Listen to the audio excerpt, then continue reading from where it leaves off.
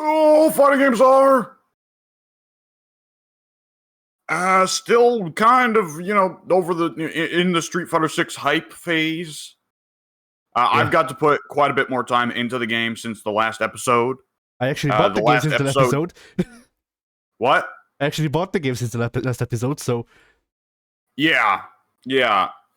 Well, last episode was right after release. Like, it was a couple days later. Yeah. I had a busy weekend that week. Ooh. So let's get the news out of the way. There's gonna be a second Central Rollback beta. It starts next week, which was set 2 weeks ago. So this week, I think something like that. Okay. Not 2 full weeks ago. It was 12 days ago as of recording. So it might still be going. I don't know. Fuck it. I don't do maths.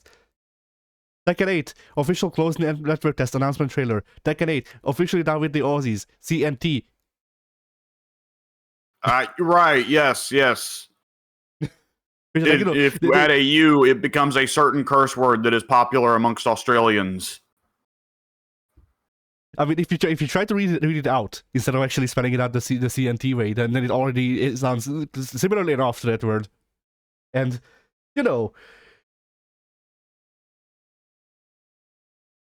all I'm saying is that these fighting game companies can seem to figure out a way that that's actually just Bemco. Bemco cannot find a name that doesn't have some other connotation like CBT. Yeah. Or perhaps they're aware that when you make it memey like that the kids spread it further. Maybe so. Harada personally names all of these events, knowing full well all the innuendos. But he does them because he knows that it is hip. And it makes the memes. Yes. Like one of these, like for Tekken 9, instead of an official network test or a closed beta test, it's gonna be don't test me for shit. That's it. Tekken 8. Here's the game. Well, don't test me for shit. Fuck off. We don't even know how this is supposed to encourage the player to even know that they're supposed to try this. But nonetheless, the name of the new beta test is Don't Ask Me for Shit. Yeah.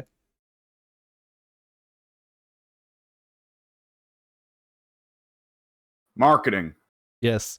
Then, Soul Calibur 5 is going to be listing on June 19th, which was yesterday. Cool. Soul Calibur 5 is delisted then. Nothing of value was lost. Yeah, I mean, that's the part of the difficulty of every Soul Calibur game coming with some crossover character dude, and it being, by and large, a franchise that is no longer profitable. Yeah, although it is very funny that they had the rights to Ezio for this long. Yeah. Like, when did that game come out? 17 years ago? Oh, it was a while. It was like 2013 or so, I think. Yeah. So yeah, they had the rights to Ezio for 10 years.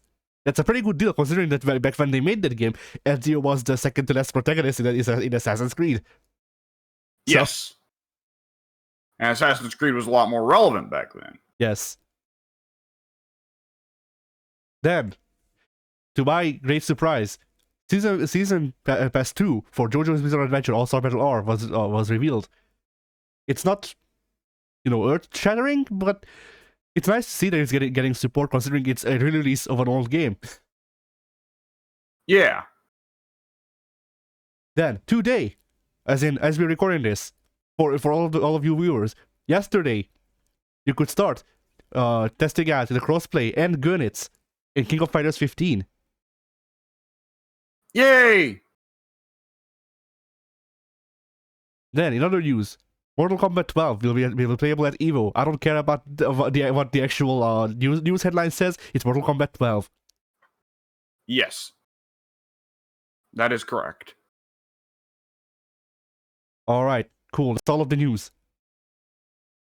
Yes! There has been, of course, some talk around Mortal Kombat 1 or 12 or whatever the fuck, because I'm gonna be the asshole. I'm gonna call it Mortal Kombat 4x3. Yeah, that also works. We've got 3 Mortal Kombat 4s in here. Yeah.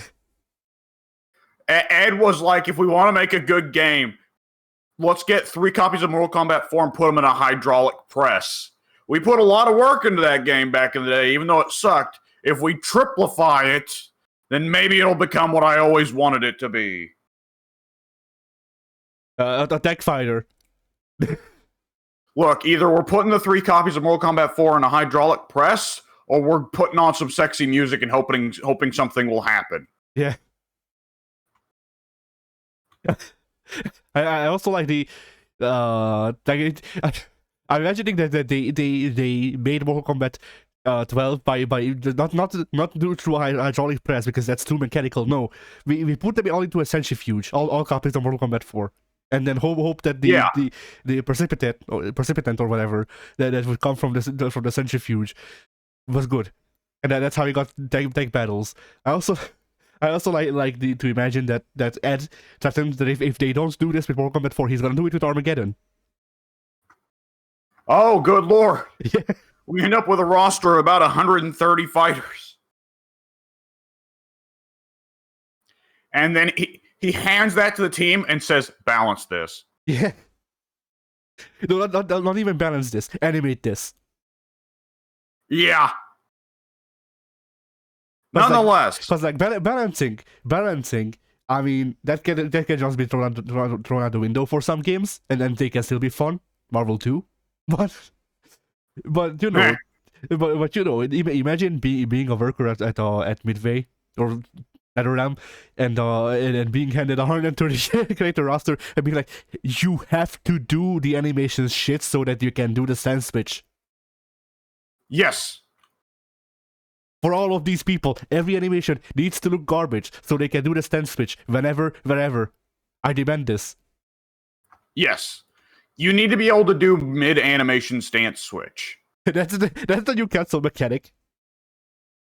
But it doesn't actually cancel anything, it's only a visual effect. No, it cancels, but so say you throw out a heavy kick, you can cancel the recovery of the heavy kick with a side switch. But the side switch gets enough frames added to it so it doesn't actually cancel out the recovery, it just makes it so you switch slower. You get a visual cancel, but mechanically it's still just did the heavy kick. Yeah. Oh god. So yeah. All right.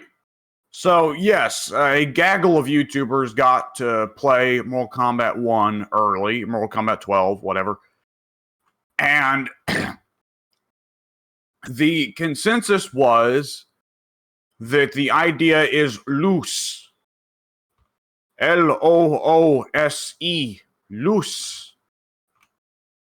And that is apparently what Ed Boon told them after he gave them the initial customary starting rant of, I hate Liu Kang, I hate Liu Kang, I hate Liu Kang. Join me in chant. Join me in prayer, brothers. You know, the weird part was that all of the YouTubers that I saw talk about Mortal Kombat 12 said that after the ritual chanting of I hate Liu Kang, he just did the Sub-Zero fatality on an intern. Yeah. But, I mean, that intern was traumatized by seeing way too much blood and gore, so it's kind of a mercy, really. Yeah.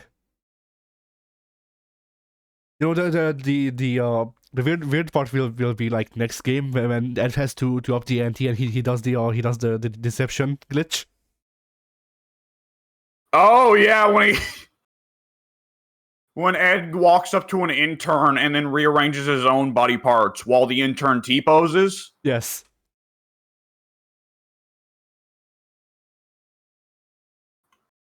That will be quite the day. Yeah, it will also be a great loss. You know? Yes. Well, I see what the trick is. The trick is Ed Boon doesn't do that. He does the Harakiri bug on the Liu Kang fatality where they swap heads. So he takes over the intern still. Well, no, that's the regular fatality version. The Harakiri glitch version is the one where Liu Kang puts the intern's head instead of his. Oh. But I guess at this point we don't know if it's the intern or if it's Ed in that body. So yeah. Oh, good lord. So yeah, then I guess for topics.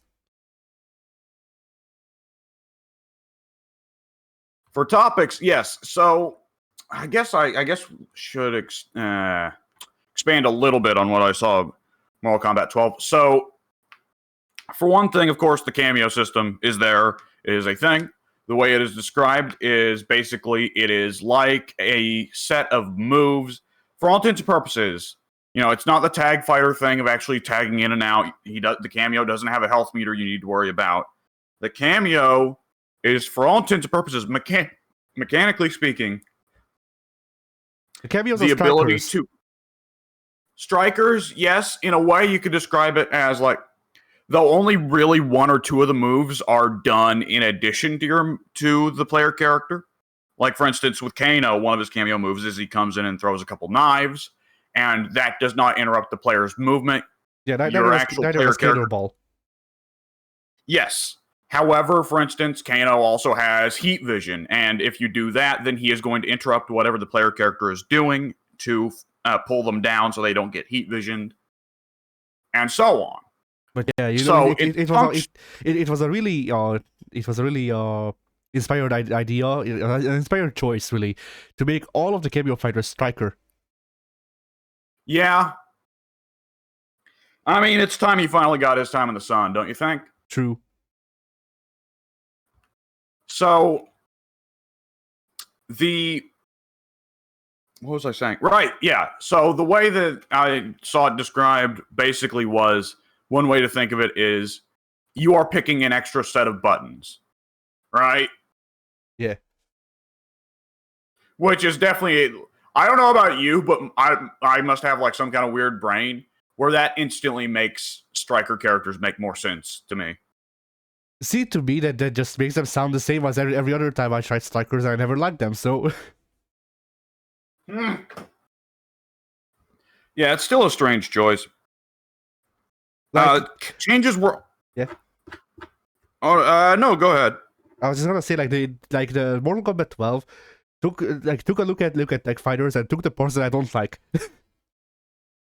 I like controlling two characters in the same match. I don't mind changing them out on the fly, but I prefer the KOF way where it's like you get one health bar and then you switch over to the other guy, which is how Mortal Kombat used to do it. But I don't like the assists that are in tech fighters. And Mortal Kombat 12, the tech mechanic is just assists, so. Yeah.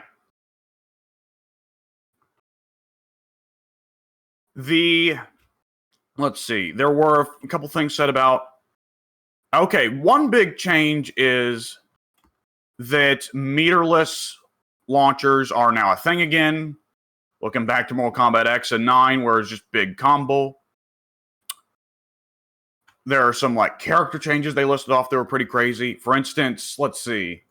Sub-Zero, Ice Ball is way slower. Now Sub-Zero's usual combo freeze tool is he has like an ice version of Scorpion's old Hellfire that comes from the ground.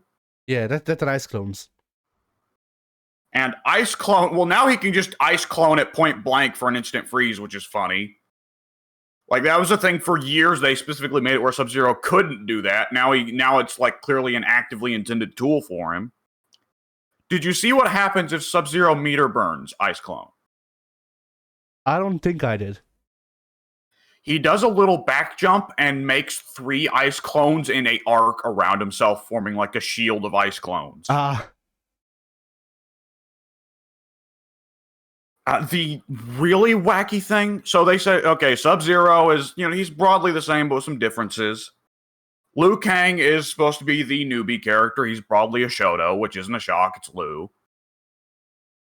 But then, let's see, who's the third character that was in there? Kitana. They said Kitana was really good, but they did not go into too much detail. Kenshi, though, they specifically said Kenshi can choose to hit a button that will turn off his cameos and instead turn him into a puppet character. And the way they described it is he is honest to God puppet character, not fake puppet character like it's apparently fucking Carl Clover. Yeah. He sets out, he puts the sword out of his soul, or excuse me, he puts the soul out of his sword. He pulls a sword out of his soul. That would still be Kenshi. Yeah. He pulls the old soul out of his sword. It becomes a separately controllable character, and he loses access to cameos because otherwise Kenshi would have 3 dudes on screen at once, which would be bullshit. Yeah. Kenshi goes into the puppet character stance. His puppet is Takeda. Yeah. Let's see. So, hopefully this means that NetherRealm is more willing to experiment with weird character designs, right? Yeah. And this is definitely better than Zoner Kenshi, I'll say that much. Yes, 100%. I believe it was also mentioned that out of the cameos, that Jax pretty well meant giving every character in the game a command grab. Well, not really a command grab, it's an entire grab. That does make sense. Well, I thought he also had one of his cameo moves was a command grab. No, he had the ground pounds. He had a short range wave attack, the punch wave thing that he does, but it's only short range. It's not a projectile. And then he also has the entire shoulder breaker. All right. And let's see. There was also the... Hang on, I just lost my train of thought. My sleep schedule's been off the last couple days. Street Fighter 6 has fucked it up. I blame Street Fighter 6.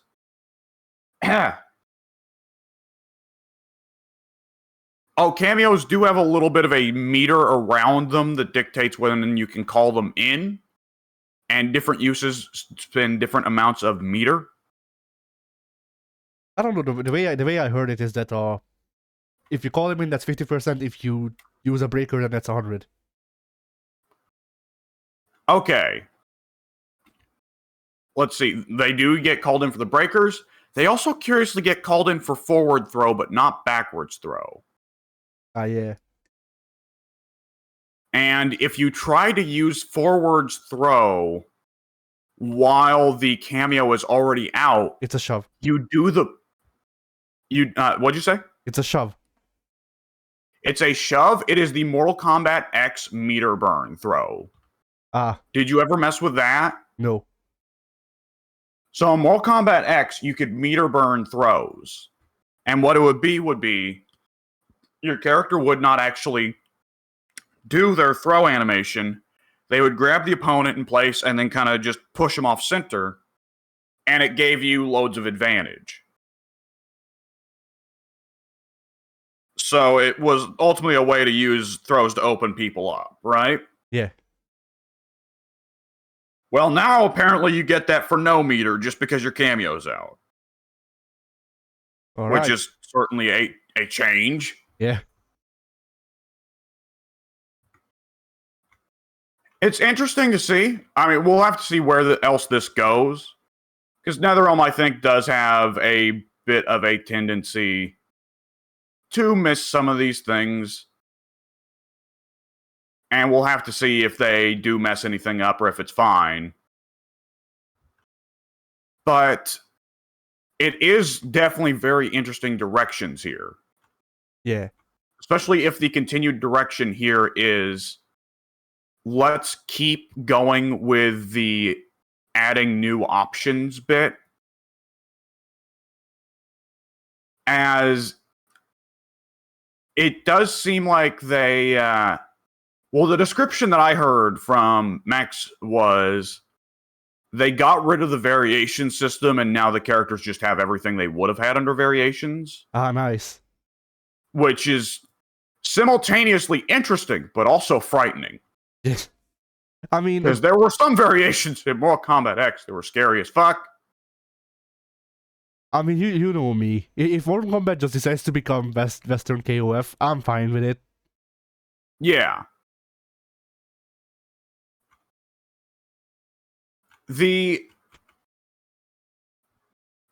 Rest of it, let's see. I mean, there's of course like we could talk about like story or visuals, and in those regards, I mean, the in visuals looks like Mortal Kombat in it. Like, yeah, it looks like Mortal Kombat 11, which has been the complaint of a lot of people. But the thing is, it's like Mortal Kombat 11 was one of the best looking games of the last generation. Moving past it's a bit difficult.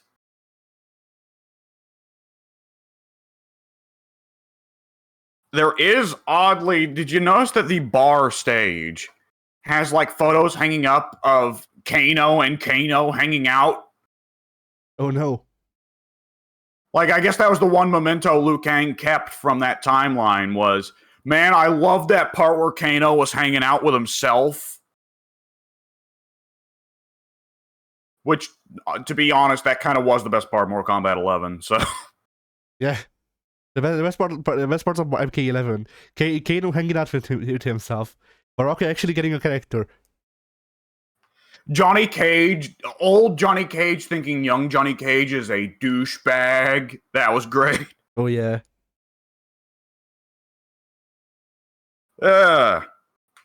Sonya dying. Yeah, there was. Yeah, as soon as Ronda Rousey starts voicing her, yes, then sadly a new one appears. The worst parts, yeah, Mortal Kombat 11, Sonya voiced by Ronda Rousey, another timeline reset. Why do we hate Kotal Khan? Also, who the fuck are these time people and why do they look lame? Like, Garrus, I think, was solid. Kronika, yeah, something missed here. I mean, they followed the very Edenian design and Edenian design just kind of looks boring to me.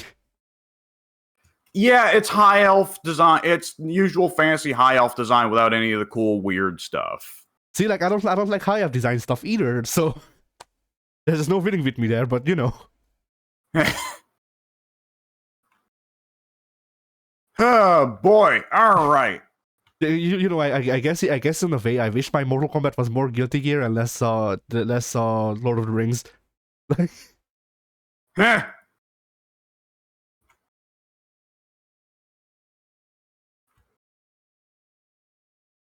Good boy. Oh, go ahead. Oh, do we have anything else to say about MK12? Or do we move to Street Fighter 6? Let me see. Is there anything else to say about Mortal Kombat 12? Not that I can really think of. All right. Then. Unless you got any more Kamidogu jokes ready. Raiden looks at the Kamidogu and it's Zangief ranting about how much he hates fireballs. I was about to say, Raiden looks down at the Kamidogu and then he sees World Tour. Raiden looks down at the Kamidogu and Juri is sexting him. She's just sending him pictures of her feet. No, not even that, because that would be like that would actually get him like anywhere close to what the internet wants. No. Yeah, Reina looks down at the Kamidogu. He has a text from Juri. It just says, "You smelly lol." which you know that is keeping in character with her texting style. Like it's not actually written out. It's the letter U, all lowercase. Yeah. You smelly lol, and then she just sends like the stink lines emoji. Yeah. So yeah. And then cut back to Raiden. A single tear is forming on his eye. Yeah. But yeah. Raiden looks down at the Kamidogu. He gets punched in the spine by a Mad Gear thug. Yeah. It's fine though, because the Mad Gear thug is 40 levels under him. Oh yeah. Raiden just looks at him with like a little tinge of lightning coming out of his pinky finger, and the Mad Gear guy explodes. Yeah.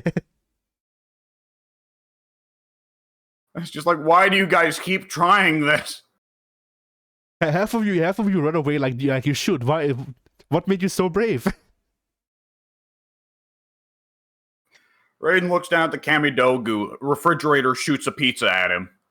Trainer looks at the Kamidogu. He sees the refrigerator. You cut back to it. He's just completely in horror. He's so scared. Especially, No, everything that I feared has come to pass. it's the new refrigerator. Oh no! Like I was gonna say it's the black ones because those do the Zengi for suck you in grab, and that one gives me a hard time. But the real refrigerator is worse because it feels like it does everything. So Wait a second. You mean the refrigerators are themed after different fighters? yes. So far, I've only run after the one that's in the Siren building that shoots pizzas at you. Okay, if you go up further, there's the Siren or Cerdon. I don't know how you're supposed to pronounce it. If you go up further that building, you will find black refrigerators that suck you in and deal like 70%. It's not 70% damage. It's 30, I think. But still, it's big grab damage. And then later on in Nashal, you will meet refrigerators that are also Ryu. I did run into the fridge that pulled me inside and like jumped up and down, kind of like the old Anacharis super. Yeah, those guys give me a lot of trouble because I try to jump over them sucking me in, and then the hitbox extends far enough for them to catch me there. I try to sweep them, and it has, I guess, too much startup, and I get sucked in without actually hitting them. So I just kind of took to spamming Hadouken and jumping back. Fair enough. But that you end up using continues a lot. Oh yeah. I haven't started abusing continues yet, but I'm burning through them energy drinks. Yeah. Usually my experience in World Tour was either you don't need any like items, you just beat a guy up normally, or alright, so there goes all the energy drinks that I saved up for the last 30 hours. Also, I used up 5 continues on this fight. Yeah. The one that I thought was one NPC that I thought was just bizarrely threatening was the dude hanging out with Guile. I didn't have any problems with him. I had a problem with Eternity, I think their name was. The Eternity, presenter. by the time that I didn't run into Eternity until I got the pile driver, and at that point it makes Eternity a joke. Yeah. See, I fought Eternity with the Ryu fighting style before I found Zangief. They're using Juri's move set, and the AI actually knows how to use Juri. So, yeah. But fun times were had. Like it's a lot of the AI cast does not know what to do about pile driver, except Geef himself. I can tell you, every time Geef was like, "Let's spot a comrade," I would get in a pile driver range, and then he would pile drive me, and then every time I'd be like, "Oh, shit." So that's why he's the master, huh? Uh-huh. The guy who'd made the pile driver good at pile driver. Yeah. Who would bring about an injustice like this? Yeah. Speaking of, I'm gonna have to grind a lot in World Tour just so I can beat Hugo. You run into Hugo? I can't confirm nor deny, but there's a lot of Andores in the streets, roaming the streets, and I'm thinking that at the end, once you fought all of the Andores, he'll just spawn in with like a level 100 or 1000. Oh yeah, I've seen some Andores. I've definitely seen some Andores. And I've beaten half of them. I was simultaneously glad that they weren't the real Hugo, but also a little bit disappointed because I love Hugo, but I want Hugo to be DLC. Yeah. Like I'm thinking Hugo might be might be in the game, just because there's a stage in our arcade or like normal playtime where there's Poison and there's a guy who looks suspiciously like Hugo, he looks suspiciously like every other Andore, but at the same time, why would Poison hang out with a random Andore? You know? Yeah. Well, there's a bunch of fake Poisons running around too. That's true too. And the subway next to Beat Square or Times Square, whichever you want to call it, you can run into one of the Poison clones, and if you go up and ask her, if you go up and talk to her, her response is, No, I'm not going to tell you what my gender is. Be more open-minded, asshole. Which is, of course, it's the poison gag, right? Yeah. Though I guess nowadays it's not a gag. Nowadays it's just actually a serious part of Poison's character. I mean, it's always been a part of Poison's character. If you check the design sheets for Street Fighter 2, they point out that Poison transitioned. Yeah. So technically, it's always been a part of her character. It's just that we started taking it more seriously. It went from being an excuse why it was good to beat her up to being a thing that is generally more accepted. Yeah.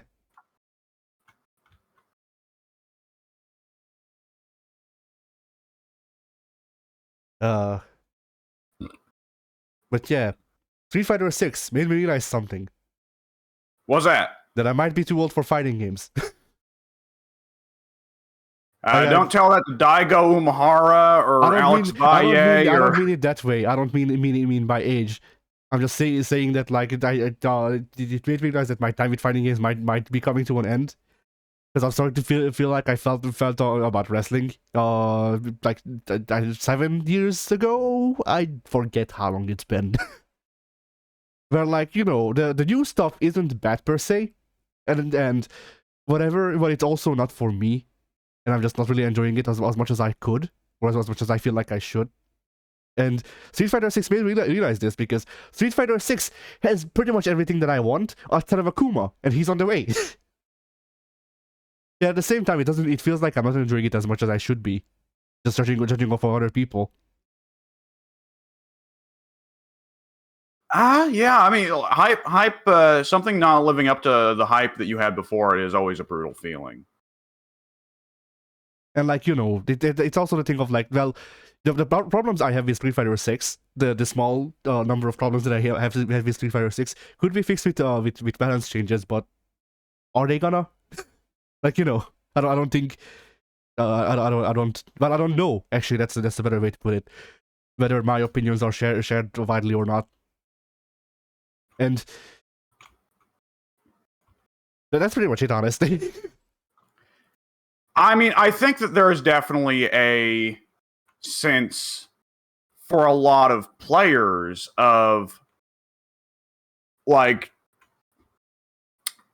the discourse I see online has largely consisted of let's see. DJ is bullshit. I wish DJ was trash again, like in Street Fighter 4.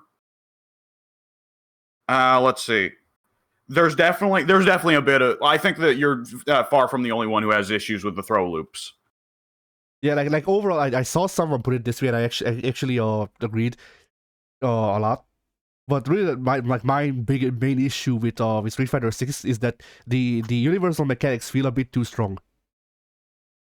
Which sounds like a dumb thing, but you know, it feels kind of the game feel a bit too homogeneous. When people are I can definitely get that. I'm the time I put in with the game so far, which obviously I'm far from an expert. I've only put in so much time with the game, and this game's going to be relevant for years to come. But excuse me. But it felt to me like the universal mechanics differ in relevancy depending on the character. Which is not a shock. That's probably what you would expect. You know, Zangief isn't going to get as much out of, you know, let's say, moves that are supposed to get the opponent off of you. Geef's not going to get much use out of drive reverse, right? Oh, yeah. And Guile is not going to get a whole lot of use out of drive rush. Well, no, that's actually dead fucking wrong. Guile can use drive rush for wonderful possibilities. Yeah. But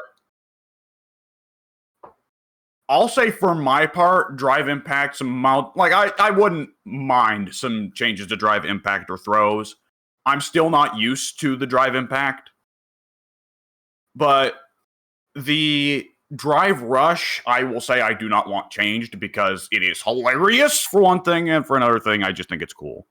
Yeah. I mean, my biggest issue is drive impact as well, because drive rush has potential. I mean, like it doesn't feel overbearing, which is my problem with throw loops and drive impact, is that it feels overbearing over the rest of the game. And drive reversals, people forget they exist half of the time. I know I am people. So, Yeah. But yeah, the Drive reversals, I mean, like, it's drive reversals just kind of end up odd because there are so many other things to spin drive meter on. yeah. And Which so, I guess that's another thing, the overdrives, because the overdrives are a big change for what your character can get out of the drive meter. yeah. And then like driving Because big. Yeah, go ahead. oh no, I was just gonna say like for Geef, OD pile driver is for him, a pretty nice solution to situations where you're being pressured a bunch. Yeah. And there are some characters that don't necessarily have that. Yeah. And some characters want their, ODs for damage. Like the combo extender or something like that. Yeah.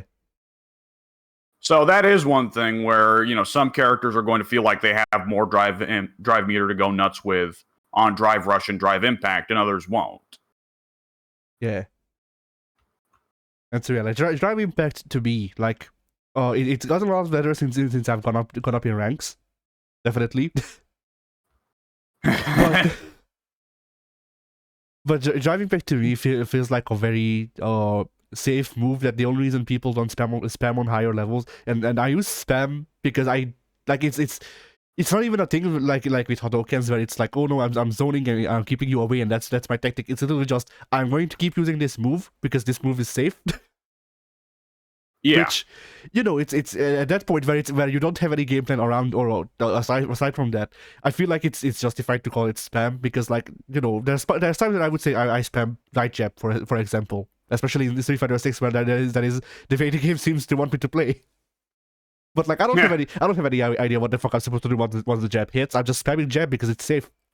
Like, yes. Yeah. But yeah, like drive impact feels a bit too a bit too safe, I guess, is the best way to put it, because it has ways to break it, but it's it feels inconsistent because of the networking. Because you can't set how much delay you want or how much rollback frames you want or whatever the fuck, I forget what the actual like term is that you want to set, but it's not configurable. The decision they should probably, I don't know how easy or how difficult this is. If this is a problem, then that's unfortunate. But the addition of variable delay would be a very nice addition. Yeah, because like my complaints come from playing online, and the biggest problem with online is that it's inconsistent. So if I can counter DI someone who has better connection with me than while I cannot counter DI the same character in the same situation because the other guy has a worse connection to me, and that feels bad. And I can't learn how to deal with that because it's inconsistent. I can't replicate it because it's not consistent. Yeah. I'll say for my part, I don't know about you, I don't use drive parry enough. And when I see footage online, it's like, oh wait, drive parry's really fucking good. I tried to use drive parries. Drive parries are my favorite drive mechanic, even more than drive rush. Like now, drive parry leads into drive rush. True. But yeah, like the thing with drive parries is that like I'm still stuck in Street Fighter 3 brain a lot of times because the game feels a lot like Street Fighter 3. And it does. And that means that I don't choose the drive meter for anything aside from EX moves. And then I will remember, hey, I have a parry, and then I do a perfect parry, and then I can't capitalize. Yeah. But I looked cool. Yeah. But yeah. And going back to how I feel about Street Fighter 6 at large, like, it makes me sad because, I was looking forward to this game. It is successful like I wanted it to be. At the same time, I don't enjoy it. And I don't know if it's just because I'm forced to play Juri, who I don't have as much experience with as Akuma. Or if it's just my distaste for the current state of balance where drive impact seems that is strong. Or whatever. I'll I mean, there's an argument. I don't know. The matches I've seen from people who are like, big brain major FGC pros, they don't throw out drive impact. Yeah, no. They like some drive parries and some drive rushes, but I've not seen much drive impacts. However, I am very much in the boat of I have not intentionally countered drive impact once. I have predicted it a few times, but I have not reacted to drive impact once. See, that's my other problem. I can read the drive impact, but because of how drive impact beats drive impact, a lot of times I counter DI before they DI, so technically their DI that I read is countering mine. So Yes, I have done that several times where I have gone for DI because I expected them to go for DI, and no, I eat it. Which is making me think that my drive counter instead should be, parry. Obviously SPD if I'm playing Geef, but drive parry, yes. Yeah, the problem with that though, just speaking of experience, is that drive impacts push you away a bit, even when you parry them. And I have yet to figure out how you actually cancel parry into any fucking move that's not drive rush. Because usually when I try going for anything, I parry the move, and if it's not a perfect parry, then I instead of it becoming my turn and I get to punish them for reading their DI, I just fucking stand there and then they throw me. Because I'm still recovering from the parry, but they're not recovering from the DI. Yeah. So yeah. Oh, I had an idea there, but it's been lost. Well, I guess even if you can't punish it, they've still spent a chunk of drive. Well, if you actually connected the drive parry, you lost nothing. See, that doesn't console me though, because when I parry your drive impact, I'm trying to get the fuck out of the corner, or I'm trying to do something, and you losing life. Losing life for drive meter doesn't really do anything for me, because usually I already have a full drive meter. Well, if you're trying to get out of the corner, which getting out of the corner is harder than ever in this game, holy shit. But if you're trying to get out of the corner, I guess the answer is supposed to be back throw, though that requires obviously timing that is not necessarily easy. Yeah, with the netcode, no. Oh, excuse me. Like Street Fighter 6 has this thing, but the netcode is immaculate. Like the netcode, even at 2 bars, it feels really good, except for the drive impact and throw timings, where the smallest bit of frame delay will make it so you missed. Yeah. I don't know what it is. It's a game with a focus on very tight but satisfying timing. Yeah, I'm hoping they patch in the choosing how much delay you have, because consistency, please. That's all I'm asking for. Yeah. I can practice to play the game on 2 frames of delay. I cannot practice to play the game on two frames of delay sometimes. Yeah, that's definitely a big part of it. Yes. And it's also that I feel like that's also a problem with some of the inputs, because one of the things that makes me angry a lot, or that has made me angry a lot in Street Fighter 6, is the input leniency coupled with me having to play on pad, coupled with the netcode. Makes it so a lot of times it's like I'm trying to input a Shoryu and instead I do a super, or vice versa. Yeah. And that input, sometimes obviously I miss input. I can't say that 100% of the time all this is because of any of the things that I set up already instead of just me fucking up the input. Obviously that's a thing. But I also cannot be fucking up the input 100% of the time when I've played fighting games for all of my life. I've been throwing. There was something changed.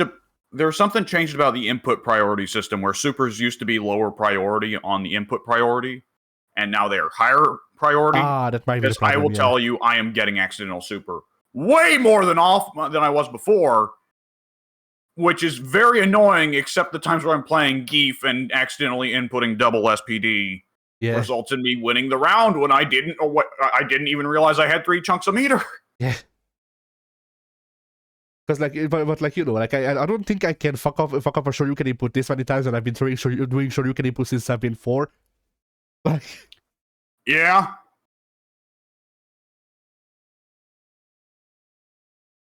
And then modern is a thing where like at large I don't actually care about modern anymore. Since I got out of low ranks, and I can actually enjoy playing against modern players because the modern players play like their main course of meal isn't glue, you know. Eh. Which like in lower ranks with classic players that can still happen, but it seems a lot more rampant with modern, in my experience. Yeah. But yeah, since I got out of like low bronze, I've actually been able to play against modern players who are fun to play against, because it actually feels like they have a game plan, and it's not just fucking drive rush. Help me God. Eh.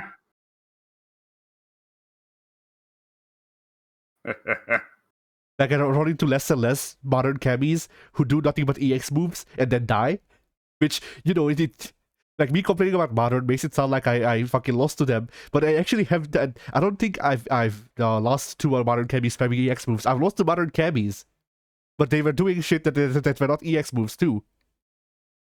So Yeah. like when someone has a very obvious gimmick and it's not driving back, so I can actually counter it, then I can counter it.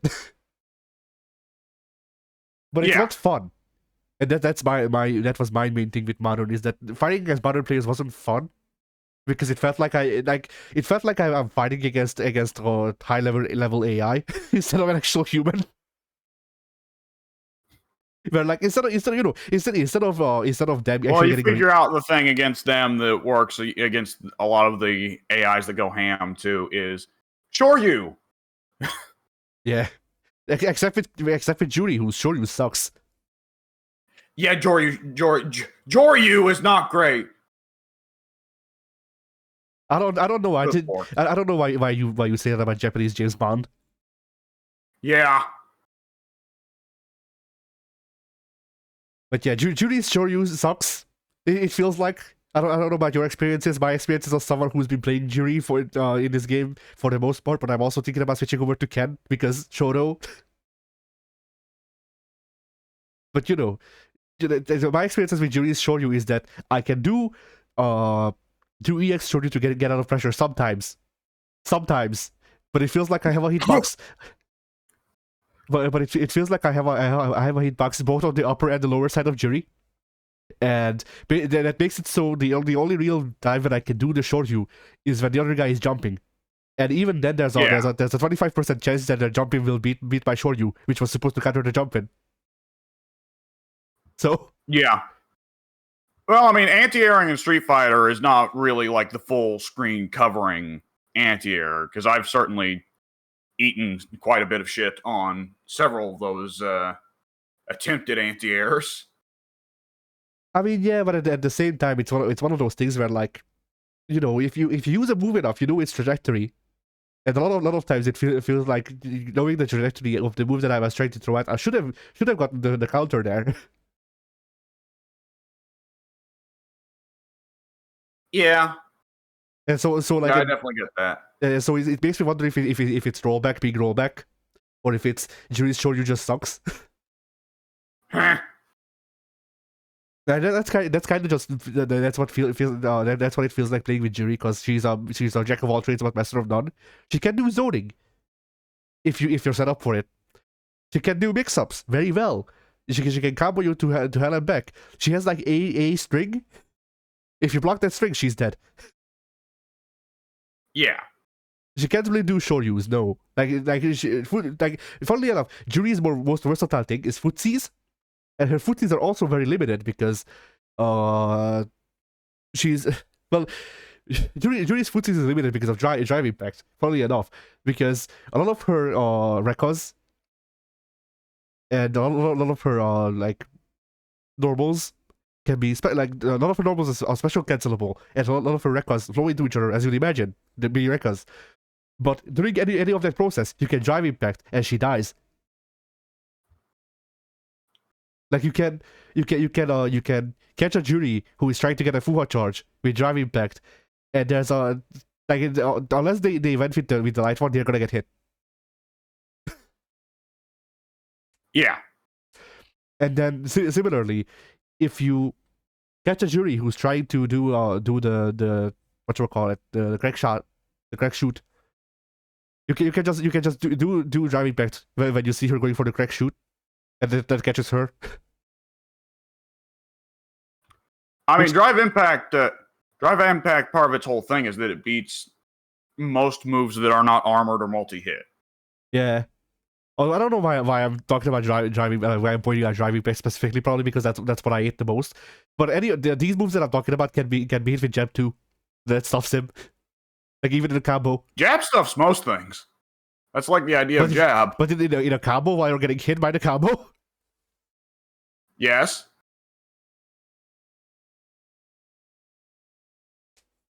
But yeah, like it just makes like Jury's kit feels like she doesn't like Jury's kit feels like if your opponent doesn't know how to play against Jury, then you get to play Jury. If your opponent knows how to play Jury or play against Jury, you don't get to play.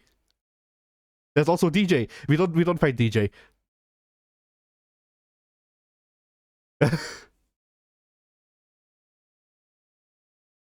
I have nothing to add here. I'm not a Jury main. Yeah. From what I saw, other people complain about fighting DJ. Like I mean, the Jury DJ matchup. I don't know about people hating DJ actually being good, but the people don't like the Jury DJ matchup. I've had a couple of times when I fought DJ with Jury. It wasn't that bad. It wasn't a complete blowout. Well, okay, sometimes it was a complete blowout, but then that DJ was actually like really good. Yeah. Like that DJ after beating me with DJ switched over to Jury and then beat me with Jury very hard. That guy was just good, you know. So yeah. But yeah, like the DJ matchup does feel like a matchup that's bad for Jury. But then like that happens. And I don't understand the people who are like, I won't fight DJ because I'm Jury. Yeah. Like, you know, it's one of those things where like the Jury DJ matchup as the Jury is a hill to climb, and you probably won't win. But like, there's a chance. You gotta take the chance. I fought that Manon that I sent you the video of. I fought that Manon 9 times, and I won 1 round, and that was a win. I won a round. That Manon was fucking great. Yeah. But yeah. So yeah, overall, Street Fighter 6. I wish there were more characters. I wish the whatchamacallit, the overarching mechanics, the universal mechanics, there we go. The universal mechanics weren't as strong as they are. I wish there was I wish you could set the amount of delay when you queue up for any match online. And those are my complaints. Which, I mean, all of those are getting fixed. In time, well, no, 2 of those are getting fixed in time. I think maybe one of them definitely. The second one depends on the reception, and the third one is whatever. Yeah.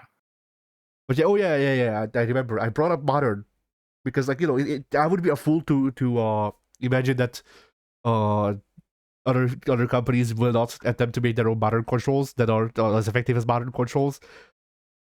And, you know, that's another thing of why I'm like, maybe I should just quit fighting games, because like I don't want to play Smash Bros. It's a me thing. I'm not saying Smash Bros is bad. I don't want to play it though. I think it's going to just be a thing that is inevitable, is that there are people who are interested in fighting games but also think of motion inputs as stupid. And which is, of course, not you or me, but nonetheless, for instance, it is our friend Pink, who you are trying to evangelize motion inputs to actively, really. And every time he is going, no, I don't want to do those. Those are stupid. Like, I'm telling Pink how we can improve at the game overall, but like, and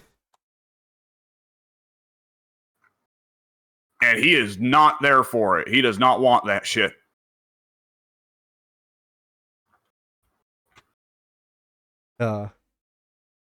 He wants nothing to do with your attempts at improvement. But He wants to get in there and hit buttons, and he wants to see Cammy's ass. But that's another thing. Like Pink, okay, not just Pink, but overall, it's one of them things where like I'm trying to learn how to not completely just fucking steamroll Pink, for example. But that takes attempts, and sometimes we get shit like Measuring Melee, which was my bad, but still. Like that one on it, I don't think that one was your bad. That one, I think it was. We spent a long time playing that game, and Pink was not as amused by that game as I don't think even he was expecting. I think he was expecting that game to be more japes than it was. And I think by the end, he was like, okay, next bit, right? Yeah. But yeah, like sending Pink's things on how to improve is the best, is the most surefire way that I can ensure that he can actually enjoy playing against me, because as long as I'm not there to actually being able to control how much I put in, which it is inconsistent. Like I can play around where I don't go all out, but then I'll forget, and then I go all out, and I need to fix that. But still, until that, the second best thing that I can do is just tell him, hey, this is how you fucking beat me. So I think there's a particular thing with Pink. My dad and my sister have a similar personality type, where if you ask them to do something for you, their response will be, I don't do what you tell me. If they were already in the process of doing something you're asking them to do, then they will say, well, I was already doing it, but now that you've told me to, I don't want to do it. I do not know why that is. I do not get it. But it is a common mentality amongst a lot of people.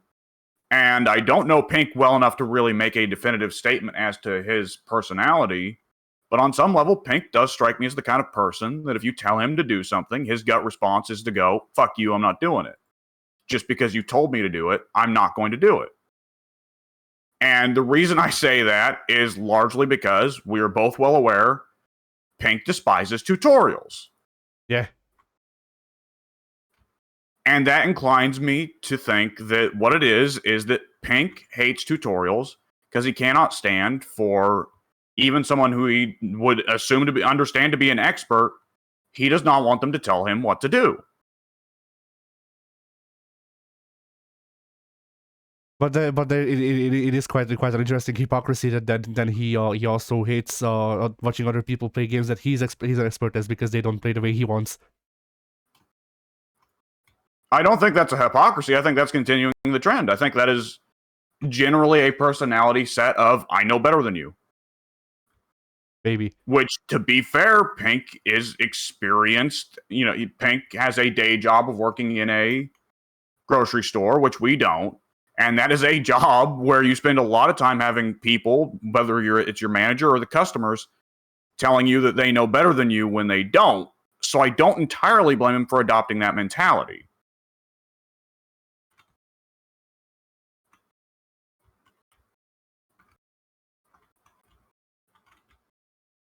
But yeah, like I'm trying to make things fun for everyone. Which is partly why I'm thinking about it. Because if I don't improve, then eventually y'all catch up. I don't think it's because like one of the things that we don't talk about, or I haven't brought up yet, is like the reason that I got back into fighting games and the reason I got deep into fighting games is mostly you. Like if we hadn't played Injustice 2 and you went, hey, we should play fighting games more, then I wouldn't have bought most fighting games that I own. I wouldn't know what the fuck a uni is. I mean, I think there's the possibility that I think that the fighting games you really get a kick out of and enjoy are not really the mainstream ones that get popular in the West. The fighting games that I can most recall you getting in there and going, oh my god, this is fucking amazing, we need to play this, are like Uni. I think you dig the indie Japanese style. I don't know, because even with Uni, I have my problems. Like Uni's environmental design is very lame. It's very very boring. Oh yeah, the designs in Uni are just like the blandest bland there was ever bland. Yeah, like on the land of bland. Like the character designs are smidge better. They still keep to it, but it's better than the Melty Blood. The character designs, but the stage designs are just like it's street at night, and the Tier 8 streets at night. Yeah. Then also like the Japanese indie scene also seems to be very like not my cup of tea either, because at least judging from the Japanese indie stuff that Soon has bought me, which is like, hey, what if we made all of the Warring States eras represented, or not the Warring States, I do this every time. All of the Three Kingdoms eras, people represented by small anime girls. And also, the game is very much like a beginner's game. There's only 3 normal buttons and 3 specials.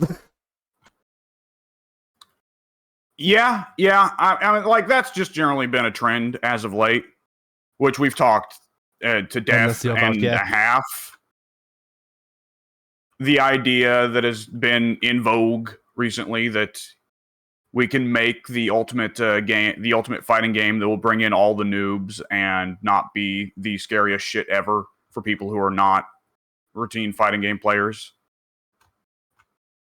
which is of course impossible, as we've said before, because there will always be someone who is getting in there and pub stomping. If the game is simple, then it means that there's less buttons for the pros to press as well. Yeah, which also kind of summarizes my problems with Modern 2 a bit. Yes, well, like, that's one of the things that really was. It's one of those things. A major talking.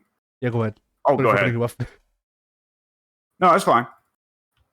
All right, so which one of us goes, I guess? Oh, I was just gonna say, like, that has been one of the major talking points of Street Fighter 6 is who's going to be the first pro to adopt Modern and win a tournament with it. Yeah. Like my thing is that because it's gonna happen. Yeah. And like my thing with Modern is that I'm fine with Modern as a teaching tool. Like I'm fine with Modern being the gateway into learning how to play a traditional 6-button fighter, because people need a learning tool. I don't like Modern being competitive. And Modern, like, people say, oh well, Modern does 80% of the damage. No, Modern does 80% of the damage on specials. The normals, full damage. Combos, full damage. And then you can even get the normals to do full damage if you do the motion input. So like the main difference between Modern and Classic is that you get like 4 less normals, and that pales in comparison to all of the stuff that you get competitively out of it. Yeah. Like your footsies will be slightly worse, I guess, but at the same time, they have made sure that to include all of the good footsie buttons for normals. So yeah, there are some buttons that are definitely missing, but it's not crippling. Yeah. It's far from crippling. Not only is it far from crippling, but it just makes it feel like to me like it's a better competitive choice. Which, like, then people might ask, well, why don't I use Modern? And it's simple. I don't enjoy using Modern. Like, right, you get a kick out of doing the inputs. You are not here to win. You are here to do cool shit. Yeah, I'm here to play. I'm here to play the fighting games. I'm not here to win. I don't give a shit about winning, because when I give a shit about winning, you get me whining about Modern controls. Like,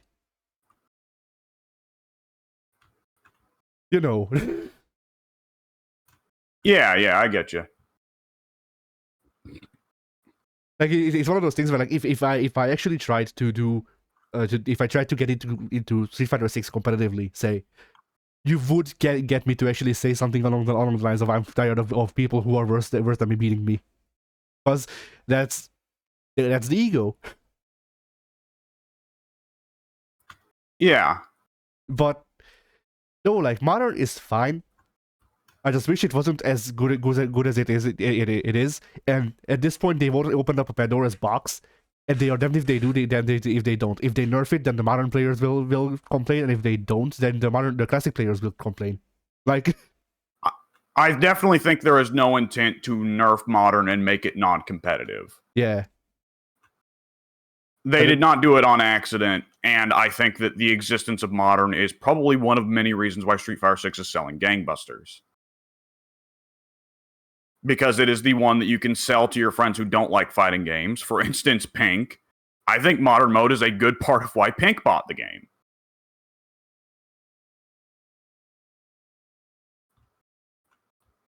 Like, the anxiety, beyond reality, anxiety is a brutal thing that makes people behave in ways that do not benefit themselves. And it is the anxiety of classic controls that turns it off for a lot of people, even if they are easily capable of pulling off what you and I pull off. And Modern Mode offers a non-anxiety option for many of them.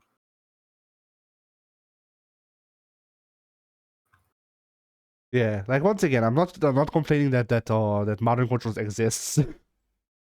I just wish it actually had some good drawbacks aside from I don't get to use the bad footsie buttons. You know? Yeah.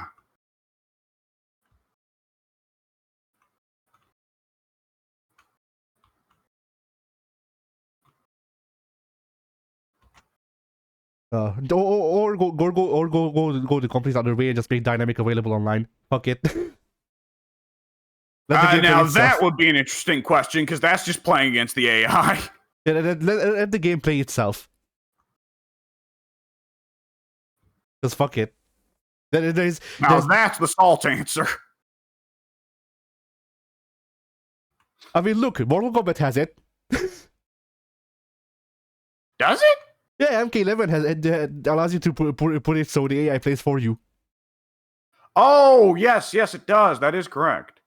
Though the AI is not very good in Mortal Kombat 11. The AI fighters are not very good. I never said it was good. I'm saying that it exists.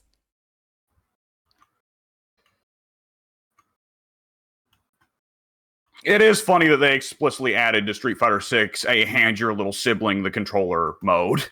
Yeah.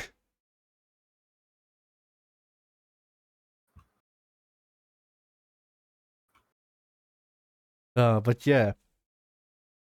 Aside from that, I mean, Street Fighter 6 is alright. Like, you know, once again, like I wish I could be more hype about it. Now that it's out and I've played it and I've beaten World Tour and shit.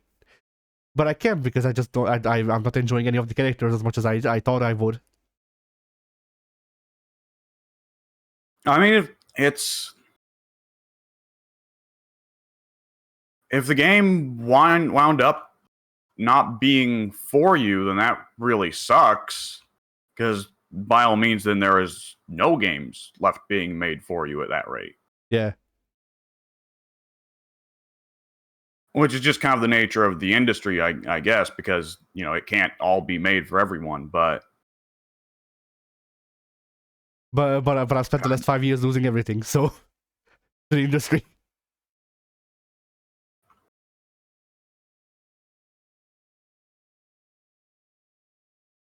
So do we shutter fighting games are? What's the plan here? I don't know.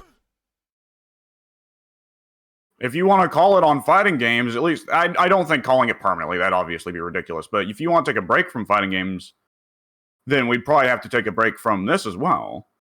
Yeah. I don't know because it seems like a it seems like a fighting games issue, but it also seems like a games issue overall. Because like there are games that I've been playing on the side, and I'm just not enjoying those either. So. I mean, I hate to just jump to this because this is a severe personal thing to suggest, but do you think it might just be that you're depressed? Oh, I mean, I don't need to think about it. I am diagnosed with depression, dude. Remember? I know. But yeah, it might just be a depressive episode or whatever. I don't know why, but hey, that is how it works. You yeah. never know why. It's just that the bad brain chemicals came in. Yeah. Evolution decided to make you this way. This was beneficial to the caveman somehow. Being said, which that is funny though. Recently, that this came up with my mom, and she actually remembers the proper diagnosis that I got for depression, and it's like high probability of or not probability, high tendency for depression, mild depression, or not even mild, just medium depression. like it's fucking Starbucks sizes. It's a venti. Yeah, we got the venti depression here. Yeah. Depression does sound better if you put Italian words on it. Sounds more artsy. Yeah. But yeah, like this was like 10 years ago. So who knows where I'm at now? But it wasn't 10 years. It was 6, something like that. Right before we started doing a podcast. Yeah. I mean, I got diagnosed when I switched high schools, which would have been like 2016 or so. So yeah, like 2015 or 2016. Yeah. So yeah, venti depression. to go with my Street Fighter 6. Why not? Side of fries. Gotta get that venti size for that extra flavor. Yeah. Why does it feel why does my shake taste of depression mode? You've heard about Depeche Mode. Now get ready for their follow-up, Depression Mode. I mean, Wade Hungarian to one of the shorthands for depression in Hungarian is Depeche. So Depeche Mode.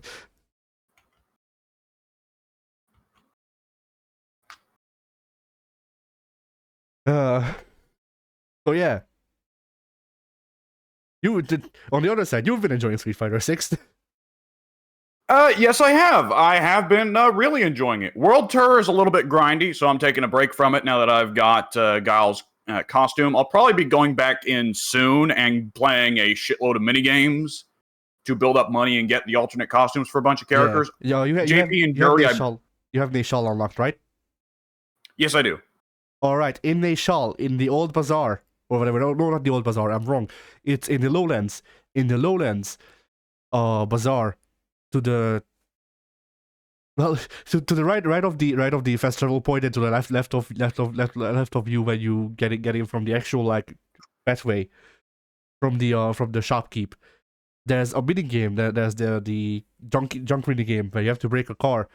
Do that one and get it to hard, and then you can just grind hard. And if you get 8 or 9 cars correct, then that gives you 30,000 zenny. All right. So that's the best way I found to farm money. All right.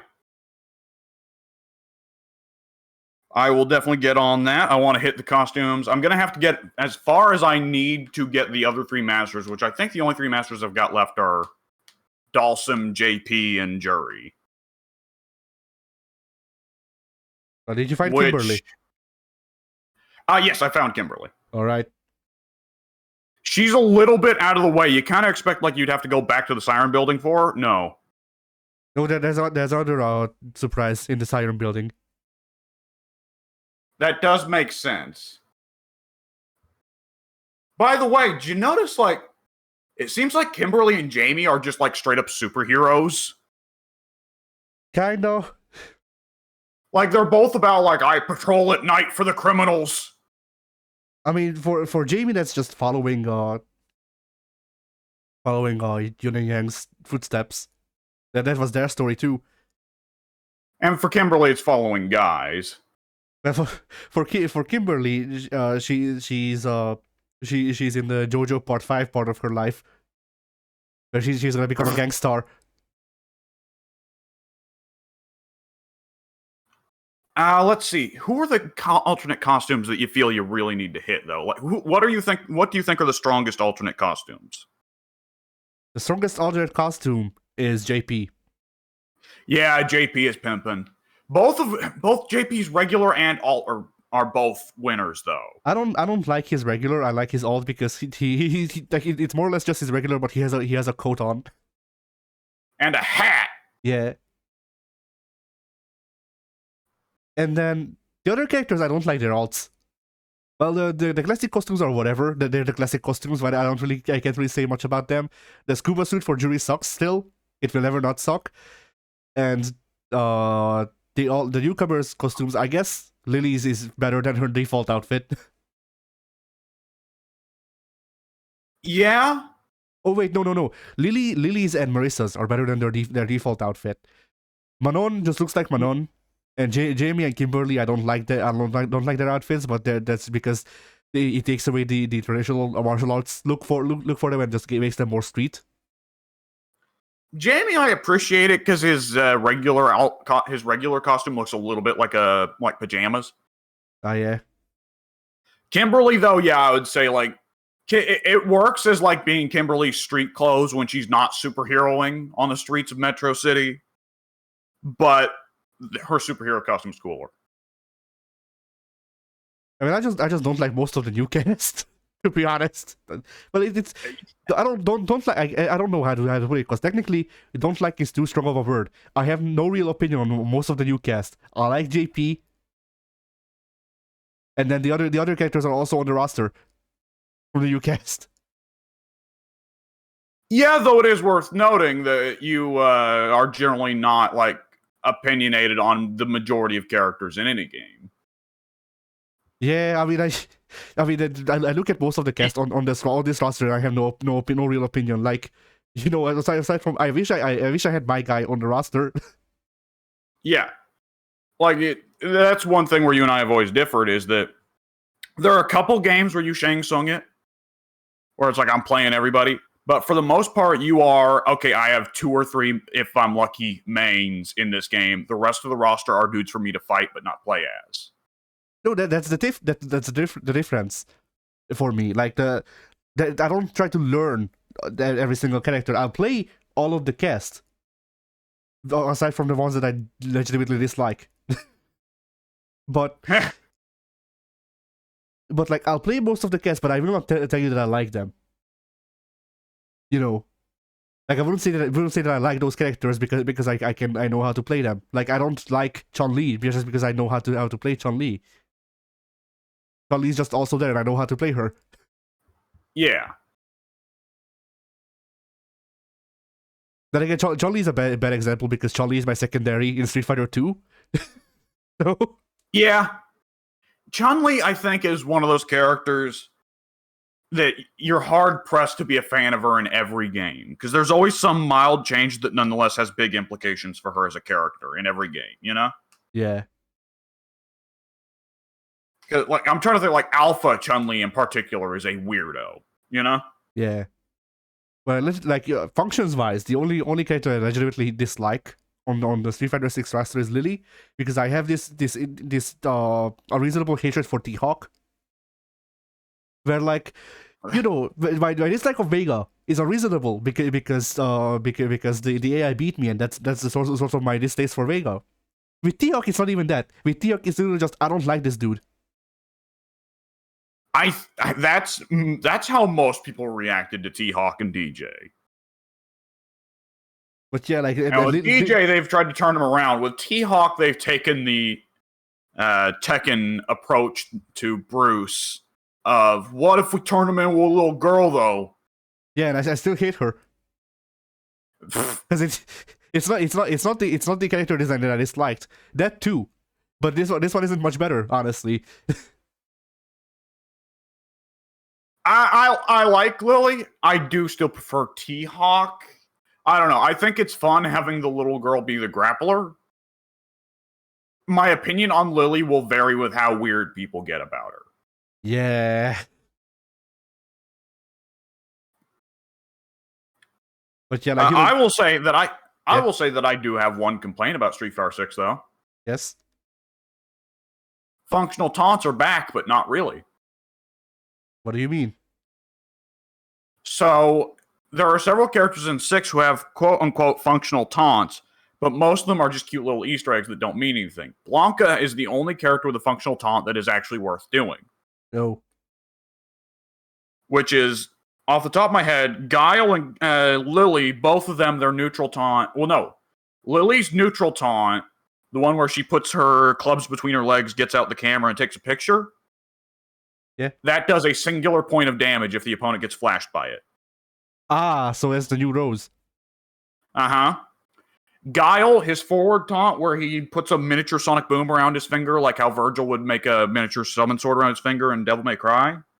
Yeah. That one has a very specific anti-air hitbox that also does a tiny bit of damage. Nice. And the one remaining functional taunt I can think of is Marisa's neutral taunt, where she leans over and kind of beckons you over and says, "Come on, I'll give you one for free." That taunt is armored. Nice. If you actually take her up on her offer and hit her one for free, she just takes it. Nice. See, like, I don't like Marisa, but I like the way they characterized her. I just wish her... It's really just... I wish her default costume was more interesting. And also her hair wasn't bad. I think with the newcomers, I think Luke and Lily stand out as the characters who don't seem to have a lot of character to them. Jamie, Marisa, Manon, JP, they all have loads of personality to them. And that doesn't necessarily mean that you have to like the personality or the personality is your favorite kind of personality. Yeah. After all, you and I both have personality archetypes we go for in our fighting game characters. You like the guy who kills people and is trying to get better at the martial arts. I usually go for cocky assholes. Or cocky nice guys. Geef's a cocky nice guy, but, Bison's a cocky asshole. So for me, Marisa being, again, kind of cocky nice girl, that appeals. Kimberly being a little bit cocky, a little bit smart ass. I like that. Jamie's playstyle does not appeal to me, but Jamie's personality does. Jamie seems like he'd be fun to play just for the personality. Especially if you just sit there spamming the light kick so he does his little weird Irish jig. Oh, yeah? Which, my god, there are so many little touches in this game. Did you notice the little touch with Geef? Which one? Spam crouching light punch or crouching light kick. If you do it, Geef's skin starts to get red from overexertion, and he starts to exude steam. Nice. Is that not the craziest shit in that cutscene when Geef takes you on as a student, and he's like doing the one-legged squat crunches with like a dumbbell being flexed in either arm? Yeah. Like, Geef, I'm just kind of used to Geef now, like, lifting up a crazy big dumbbell or suplexing a bear. It's like, okay, we've seen Geef do this. Okay, this is a new level of Geef is insane. I like the if you speak with his trainees in Russia, they're like, Zangief gave me book, but I eat book because I do not read. Yeah. And the other guy is like, I did not eat book because I am smart. I put book between my thighs and use it as weight. Yeah. I opened the book with my thighs and read it by looking down at my penis. Yeah. Shout out to Geef now being canonically like, I like book. I read 300 book a year. I read all of Dostoevsky's works. Every year. Every week. I forget to tell you, I only read 3 books, but I read them 300 times. Yeah, I can tell you every single letter. Oh my god. And he just starts listing off the letters in chronological order. And Team Fortress 2, by the way, has the same thing for Heavy, where everybody assumes Heavy is big and dumb, but he reveals he's actually got a bachelor's, if not a doctorate, if not a master's in literature. Ah, nice. So Zangief and the Heavy just come closer and closer to being the same person every day. Yeah. I mean, if I have to choose between this and the Street Fighter 4 and 5 Muscle Zangief, I'll choose this. Oh God, yeah. Geef definitely has more personality in this game than before, where he's at least got something to say. I mean, like, just the Marisa thing is so much more character for Geef than we've gotten in years. Yeah, I also like how I did that just today. I beat Arcade with Geef just today, and I like how they have that set up. So for the entire thing, Zangief just didn't think to read through the entire flyer, so he's just like, tag match. Yeah. Which, like, excellent, a partner. I've needed one ever since Mika went back to Japan. This is great. But that's the thing. He talks about Mika if you give him enough bears. He talks about Mika, but he doesn't actually say where Mika is. He's just like, you and Mika will have to fight one day. He's a good heel. He says that Mika has gotten bigger. Yeah. Oh no, pig. Now it's ambiguous whether he means literally or metaphorically bigger. Okay, but imagine this. They revealed Rainbow Mika. She is the size of Kusanagado. 40% of the character sprite is ass. No, 40. 75% of the character sprite is ass. She still does the giant swing, but it's like really lame since she's so big. She's just like pinching your legs between her index finger and her thumb. Yeah.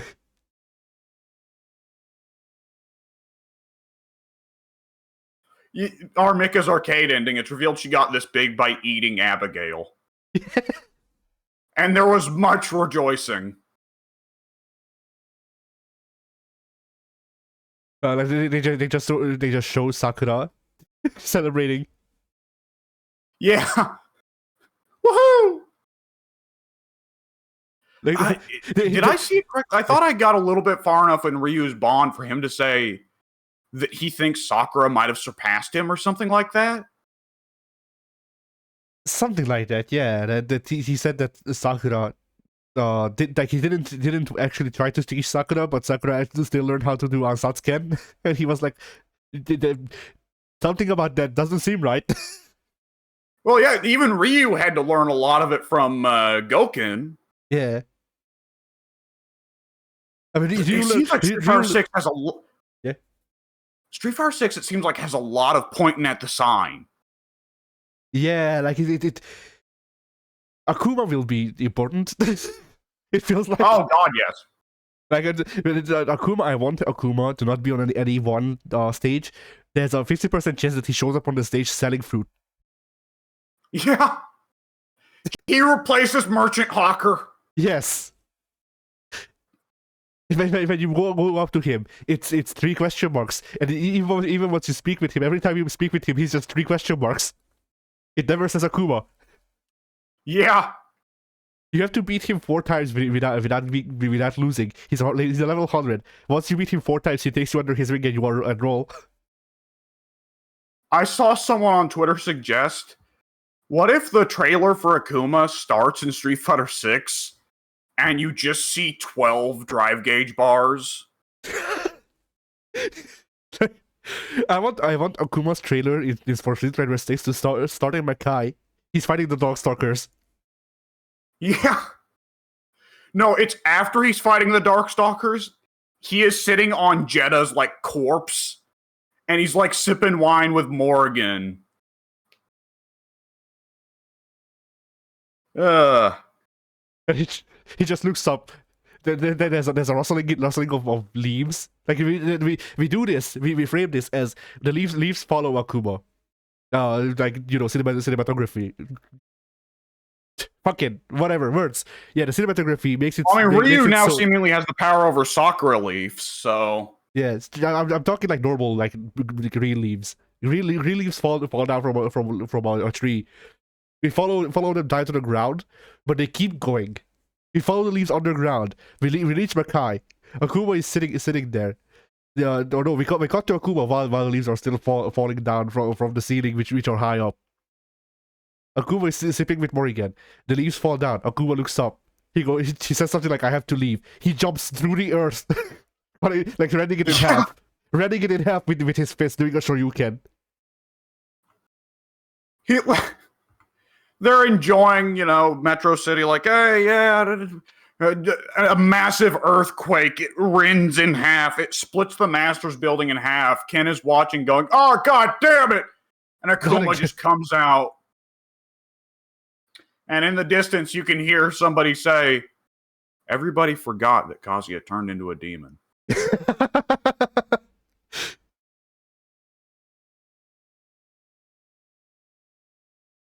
Like, I just want I have a stupid idea. What? Akuma's round start animation? No. Okay, the walk up, right? The walk up after the character select, they're walking through, right? Yeah. And it's going, yeah. Akuma is dragging Kazuya's corpse behind him. Yeah. And when they reach the end, he just throws it off screen. That would be fucking fire. Like it's you have a chance of it switching at models. Like there's a 25% chance you get Kazuya. There's a 50% chance you get Bison. Yeah. And then I don't who there's a 25% chance that you can get. Gen's down there. I'm still alive, damn it! Yeah. I don't know. Oh, you're dragging me across glass. I don't know who else Akuma could be dragging, because like he killed Goken, but he didn't kill Goken because of the power of nothingness. Gen died to cancer. Yeah, he didn't even do that one. That was just a happy accident. Like he straight up refused to do that one multiple times. Yeah. Like who else has Akuma killed? Or come close to killing, I guess. Oro, not really, because the fight with Oro, they both of them called off because they felt that if they continued, both of them would die. So, like that's the actual canon story that as far as I could find, is that there was actually a canon fight between Oro and Akuma. They fought for like a week, and then both of them went, you know what, you're cool, and then they left because if they continued fighting, they would both die.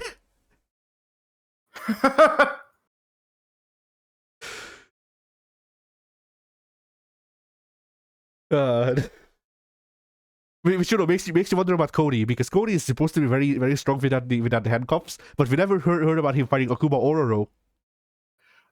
Cody versus Akuma, I think, is definitely one of the biggest what ifs, right? Yeah. Because Cody is possibly the strongest guy on the good guys, barring Oro.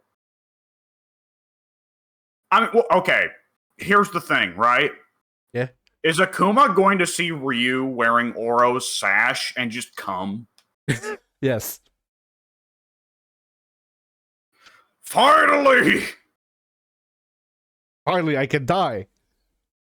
And then, oh my god! I just had the dumbest idea. What? Okay, so you have the classic. Okay, so you get to JP as the final boss, and if you've met certain conditions, Akuma slides on and Raging Demon's JP stick. And then JP's like, what the fuck, and then walks off screen. Yeah, like he just kicks rocks frustratedly and then leaves. Yeah, they call him the voice actor just so they can record him going, what the fuck, man.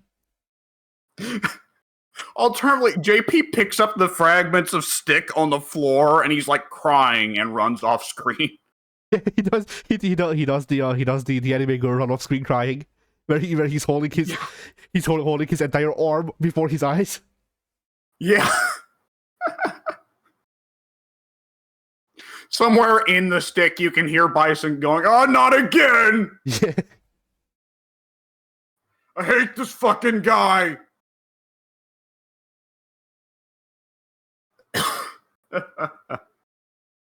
Oh boy.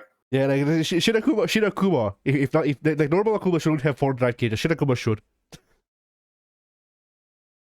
Actually, if you find, depending on which difficulty you find Shirakuma, you either get 1 drive cage or a screen made of drive cages.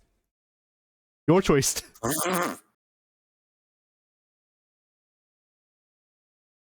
Or he just gets some dumb bullshit where he can cancel it into the on the internet or strike super and it refills the drive gauge. Yeah.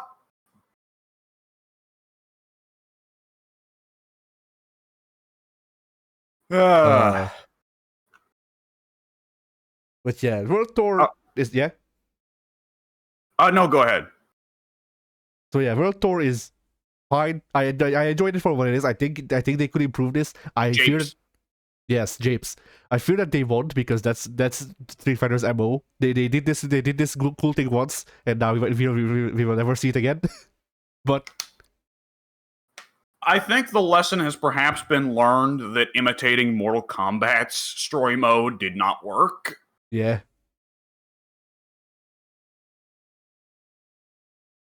I mean, you know, all I'm saying is if Tekken 9 has Tekken Force, I'm gonna laugh.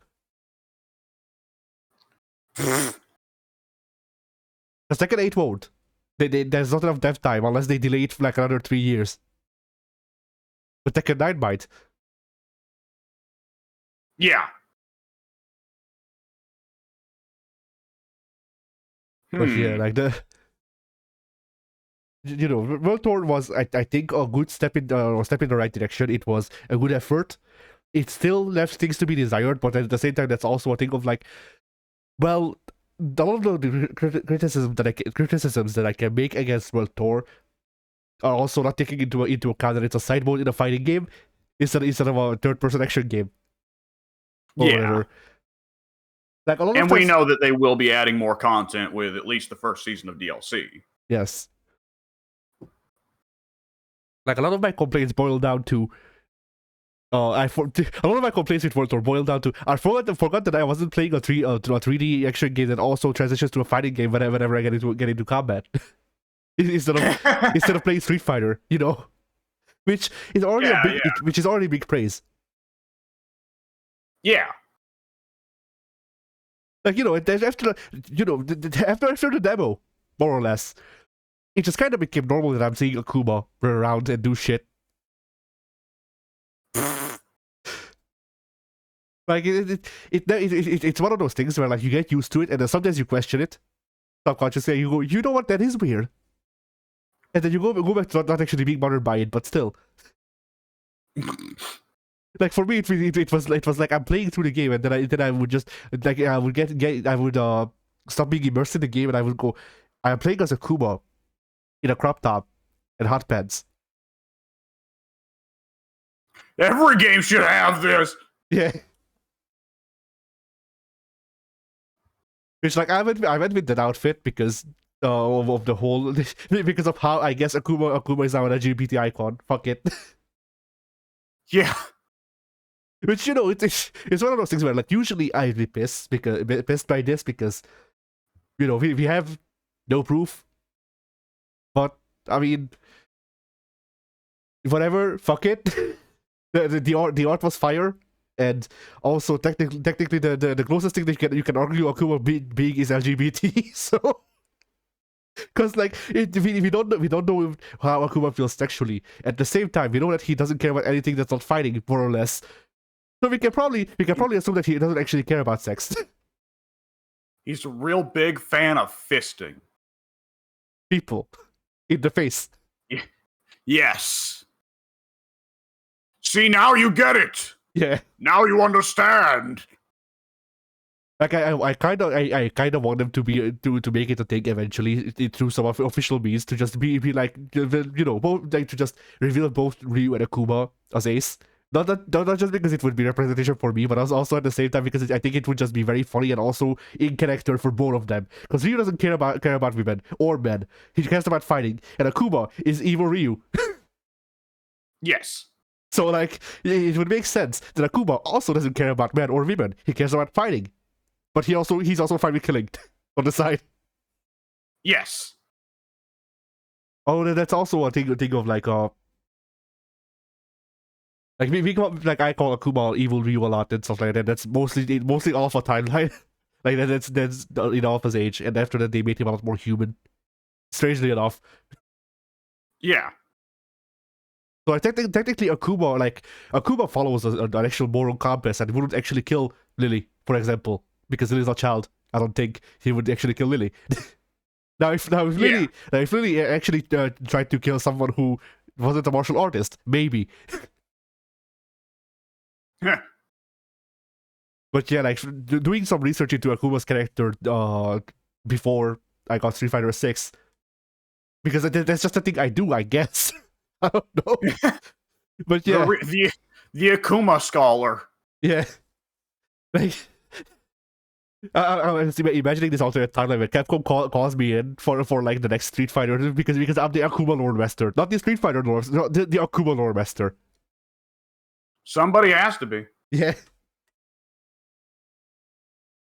But yeah, like I did research into Akuma's character, and it's basically just like, you know, Akuma lives for fighting. He wants to get strong like Ryu. But also, if also unlike Ryu, if you like attack the weak or whatever, he'll actually kill you. And that's the main difference between the two, is that like he's fine with using Atsatsuken for killing people because it's supposed to be for killing people.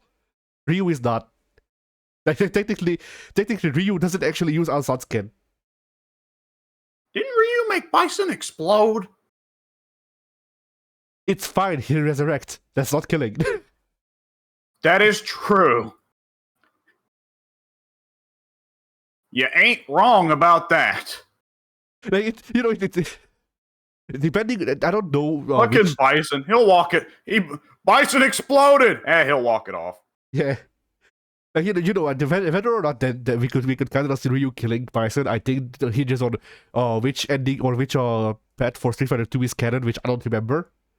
If we assume that Ryu beat Bison, and that's the canon path, then Ryu actually tried killing Bison. In which case his character kind of got mishandled in Street Fighter 5. Imagine my surprise. But if we assume that Akuma if we assume that Akuma actually showed up like in Super Turbo and killed Bison, and Bison came back later, then Ryu could just be like, well, Bison did it once, he can do it again. I watched you die last time, punk. Yeah. Ryu has watched Bison die twice. Yeah? Bison died in 4 somehow, right? I'm not sure. He might have. No, he didn't. His body in 5 is the one from 4. Bison died 3 times. Once in Alpha, once in 2, once in 5. Ah, okay. And I'm pretty sure it was Ryu that killed him in Alpha as well. Wasn't it Dash? No, because they retconned it so that the Alpha 2 endings are canon rather than the Alpha 3 endings. Ah. In Alpha 3, Nash blows up Shadaloo's base with both him and Bison trapped inside. In Alpha 2, that's the one where Nash gets betrayed by the Air Force who guns him down on Bison's orders. Yeah. I remember Gal talking about that. So yeah. Then yeah, I guess Ryu has watched Bison die 3 times. And twice at his hands. Yes. So in fact, there is no way in which Ryu killing Bison in 5 can be murder, because Ryu knows that he'll come back. Yeah. Because like even if Akuma... This time he didn't, because he got stuck in a stick, seemingly. Yeah. Whoopsie doodles. I mean, he's not dead. He's just preoccupied. That's different. Don't bother me right now. I'm busy being a stick. Yeah, no, don't bother me right now. I'm busy being Gem.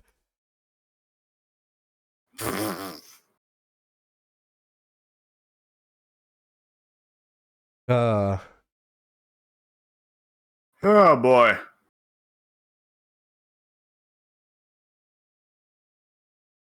So yeah, like there's gonna be a lot of stuff with World Tour. I mean, the AKI or whatever, Akivumen. This is what I'm gonna call her. I hope that they give her the fucking spandex costume. A what? The spandex costume that Akiman used to wear. Oh, I see. Okay, yeah, fair enough. I would too. And then one of the all colors can just be Pepsi Man or Pepsi Woman, I guess. What the hell is our Ed's inputs on Classic going to look like? Probably the same.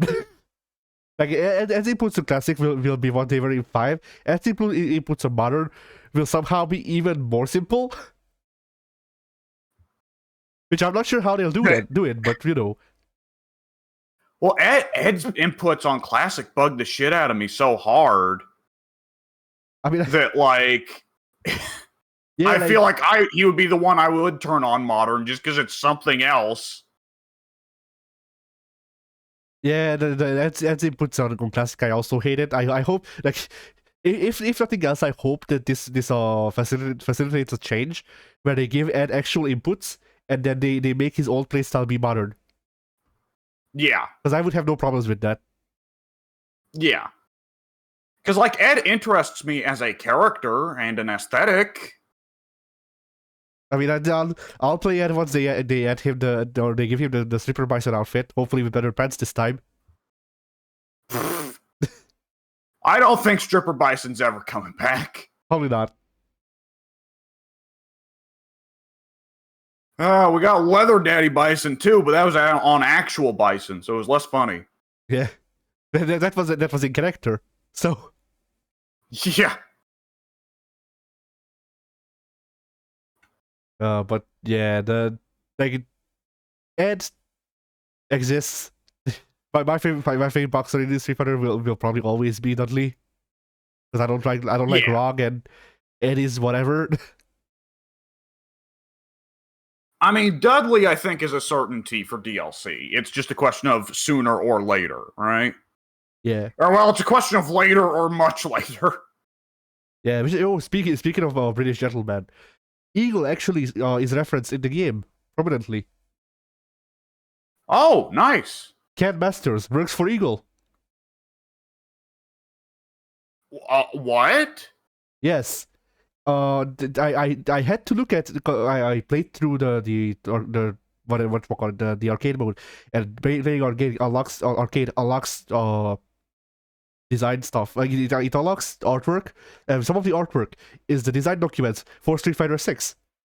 And I unlocked the reference sheet for Ken, and I got a good look at the emblem that's on Ken's back, because they had the logo plastered on there separately from Ken, and it says Eagle Shipping Company. Oh, that's cool. So Ken now works for Eagle. Awesome. If only he actually became playable. He's got to clear up the night fighting ring on that construction site. Yeah. Well, speaking of, I guess we can move on to this topic, which I saved until now because I figured we'd talk about Street Fighter anyway. So, which characters do you want to see returning in Street Fighter 6 DLCs? Just list them, I guess. Oh boy. Well, I think the inevitable ones are to say there's a good couple characters that are popular that missed out on 5, right? Yeah, like 12, Necro, Retsu. Yeah. Right, and keeping on with that trend, fucking Retsu, by the way. Like, shout out to them bringing back Retsu to make him, like, the most casual bro friend for the player character. And just making him a nice guy. And it's just like, what the hell? Yeah, did you beat Retsu? I've beaten him a couple times. I just ran into him in Nashal where he's talking about how much he loves cake. So did you notice that the first time you beat him, he quotes the Street Fighter 1 wing quotes? Yes. There are tough guys like you all over the world. Yeah. And then if you beat him enough times, Retsu will just go back to Ryu, and he's like, "Ryu's my bro." It's fine.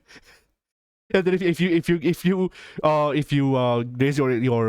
relationship with Ryu high enough, he actually confirms it. Nice. So that was funny character development. But yeah, so yeah, which characters do you want to see returning? Oh, well, let's see. For me personally, ignoring what is realistic, just me personally, what I want. What I want is let's see. I definitely want Dudley. Hugo, I already said as well. Dudley and Hugo, I've already said. Elena, which Elena gets brought up at one point. She does get brought up at one point of like someone specifically saying, hey, there's a fighter who's an African princess. Oh, yeah. And Hugo, Dudley, and Elena all fit in such a way where I can already see the mechanics of the game working around them.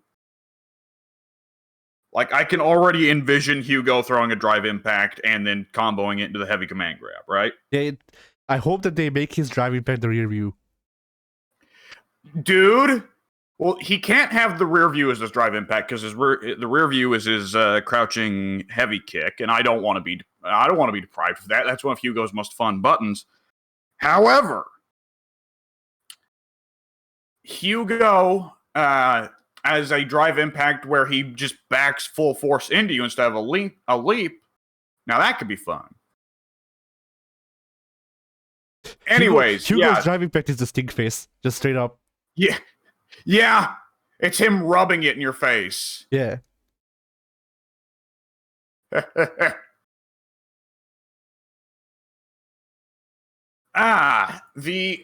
Let's see. Well, I would love Alex. I do not think Alex is happening. Alex happened in 5, and it was not very popular. Most people generally did not like Alex in 5. Now, it helped that he sucked for pretty well the entirety of Street Fighter V's run, and was more or less the worst character for the entirety of Street Fighter V's run. But that does not change that I love Alex, right? Yeah. Now, everybody that I have just listed is a character from Street Fighter 3.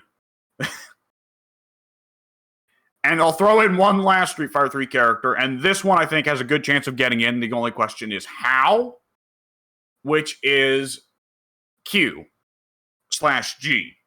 right? Yeah. G is certainly the more popular variant. At this point in the timeline, he should be Q, though. So that's going to be an interesting question, and whether or not she still maintains G's whole, power of the world, whatever mechanic. Yeah. Power of the. Anyways, let's see. Who can I come up with outside of Street Fighter 3? Obviously, Eagle. You and I are both big Eagle fans. And he's not been in an actual Street Fighter since Alpha 3 Upper. Oh, just... So yeah, one. Well, yeah, the game where Alpha 3 Upper, which was just a port of his CVS2 variant. Yeah. And speaking of Alpha, I feel like it's a little bit too early for Birdie to come back, but it would be cool to see Sodom come in.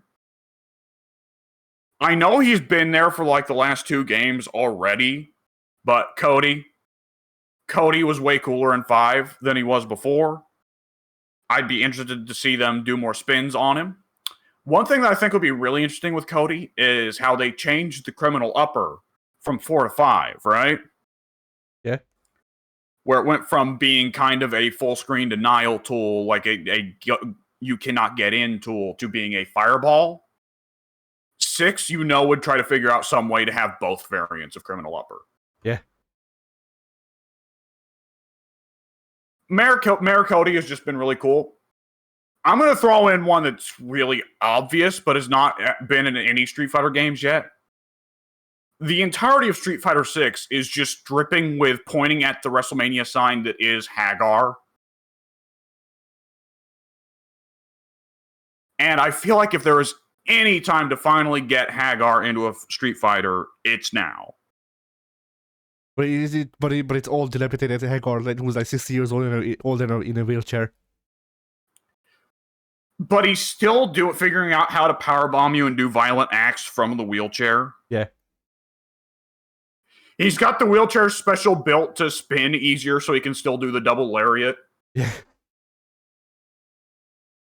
Like he has a cane on side of the wheelchair. He doesn't have as much reach as he used to, but he still has the cane. Yeah. Did you see that you get to fight one of his old rivals from Saturday Night Slam Masters in front of the statue? Probably. Which guy was that? Antler. Ah, yeah. Who would be the weirdest pull from like obviously it can't get too insane. Like we can't just say John Talbane because Darkstalkers and Street Fighter are in the same universe, but they've still kind of stayed away from having any of the Darkstalkers characters show.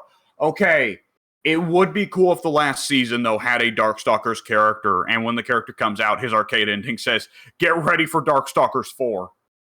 It's that arcade. Oh no! Oh no! I know where you're going. Say it. The arcade ending is the Dog Don't Never Die. Get ready for Streets of Rage 4 on the PSP. Oh no, I thought you were going in a different direction. What? I thought you were about to say the character's arcade ending is the Darkstalkers is not dead teaser. I mean, that's the most realistic one, though. You have to be fair. Yeah. I mean, I would pop for Talbane in Street Fighter just because that would mean that I get to Awu among all of the people. And assuming John Talbane plays like he did in Darkstalkers, I salt. Okay. So, what happens if you get John Talbane and he goes up against a Blanca that is activated as level 2 super? Oh, you get the Dragon Ball fight, I believe. Yeah. But yeah, for I guess the weirdest one. I mean, depending on timelines, they could try to work in the Strider Hiryu or one of his forerunners who is more or less the same guy. Like we had Zeku in 5, I know, but I'm talking about like someone who isn't actually using any Bushin Ryu. That we're just seeing the Bushin Ryu already starting to form into being a Strider. Yeah. Like I want them to be like, okay, so Zeku came up with some of the Strider techniques with normal martial arts. There's been a crack.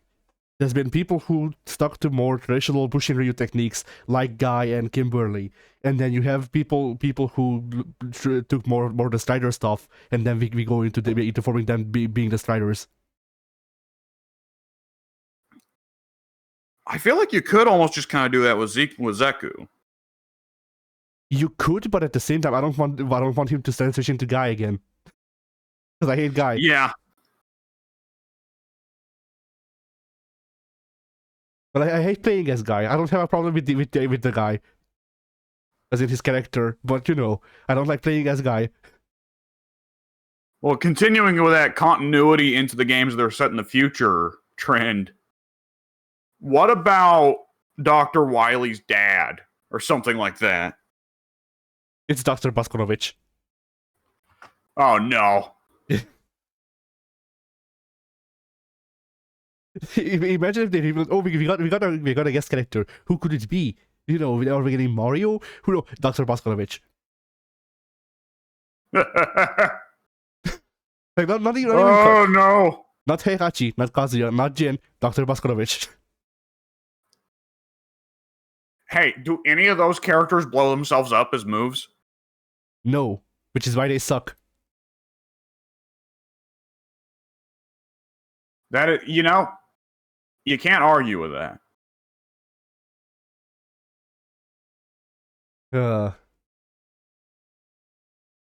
But yeah, and then I don't know what other pulls they could pull, because like I of course I will say, hey, I would pop for Hayato. Hayato is not happening. Like, okay, my brain isn't working. Remind me who Hayato is. Plasma Sword guy. Oh! Like Hayato is way too far into the future for that to actually work. Unless his story is time travel bullshit, which I don't think was possible even in that future, then Well, we can still keep going with it's Hayato's great grandpa. Yeah, true. But he has a normal blade, but he still does the round started end animation where he pulls the blade out and puts it back in the hilt. But it's a normal sword, so he's actually just cutting his own hand. Yeah. And then for actual what if somebody yeah. digs up the lion head dude from Red Earth? I wouldn't pop for that one. I don't like Red Earth. Yeah, but it'd still be funny. It would.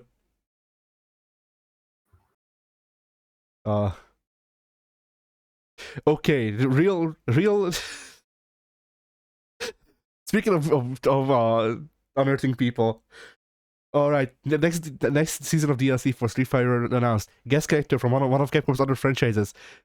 The story is we unearthed this guy from the ground. Who is it? Tate Masamune. Fuck it. Why is he alive?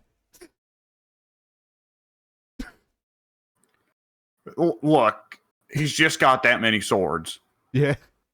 He couldn't stop partying. Which like that will never happen. At the same time, they did acknowledge Saigo Basara very prominently in that 20th anniversary or whatever the hell they had, 40th anniversary recently. So I don't know what they're doing with the IP anymore. Like it's been stuck in play and rice cooker hell for nearly 10 years. That's what they like in Japan. They like the plays and the rice cookers. And the occasional manga. Oh. Yeah. And the occasional manga. That puts the characters in high school. No, that was their try to revitalize the IP. It failed. I wonder why. Like I watched I want to say like the first 5 episodes of that series just out of curiosity to see what they do. It was literally just a rehash of Street Fighter 3. Yeah, no, Saigo Basara 3's story, but in high school. Makes sense. And you know, like if they tried to actually write a new story with these historical characters in high school, I mean, I won't say it would have been good, but it would have been at least different. Instead of just here's the last season of the show that we made, but this time it's in high school. It's literally the same as the last season, though. In the U.S., we had a cartoon called Clone High for that idea. Yeah. And the thing everybody remembers about it was Gandhi asking somebody for a hand job. So.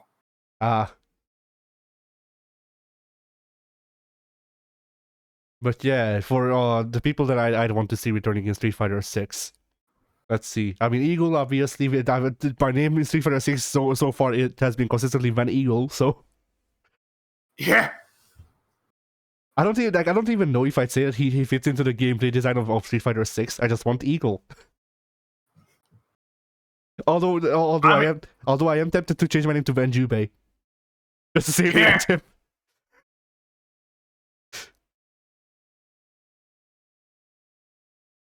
Okay. Yeah.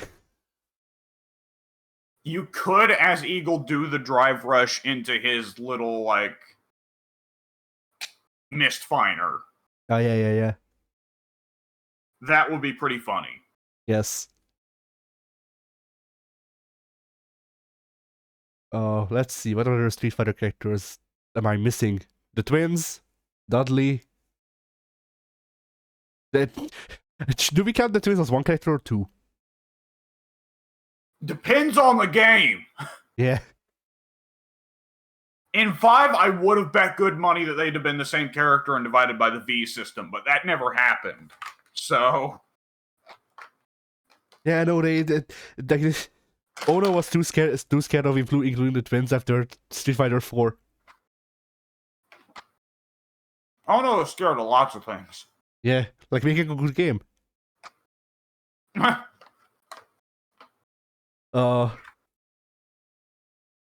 Let's see. Adon. I miss Adon. Yeah. Dudley, Adon, and the twins have all skipped a game. Yeah. The twins, it's difficult to say because Jamie's so similar. I and mean, yet not. Jamie is so similar, but then we have Ryu and Ken and Akuma. Yeah, that's definitely true. And then similarly, we also have DJ and Guile. Yeah. They worked hard to make sure DJ and Guile aren't the same character in this game, though. Holy shit. Yeah. But still, it's still like, Guile, I do charge input forward for Hadouken, and I do charge input up for Shoryuken. Guile, or fucking hell, Guile does that. DJ does the same. DJ just has other tools as well in this game, but not earlier, really, not that much. Like, he had the Sobot, and in that regard, Chun-Li's in the same boat as Guile and DJ. Yeah. So, all I'm saying is, I think we should be fine. I'm not saying that they would be, but we should be fine with including the twins, considering that they have other parts of their kit that Jamie doesn't. Yeah. So. And Jamie very distinctly does not have. What's the super with the after images? Ganejin, I think. Yeah, Jamie does not have Ganejin. I mean, although imagine Ganejin in this game. Like, imagine a drive rush. Imagine Ganejin drive impact. Fuck. Okay, if they do that, if you're able to do drive impact in Ganejin, it's a counter. It plays the counter animation for every single hit. You get splatted, and then call back to the cinematic shot, and then get splatted, and then get called back to the cinematic shot, and then you get splatted. Yeah.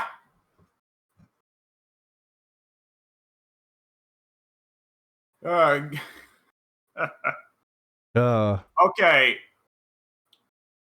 Yeah. I don't know about you, but I'm getting a strong feeling this is going to be the first game in a while where we only get one out of the 4 kings.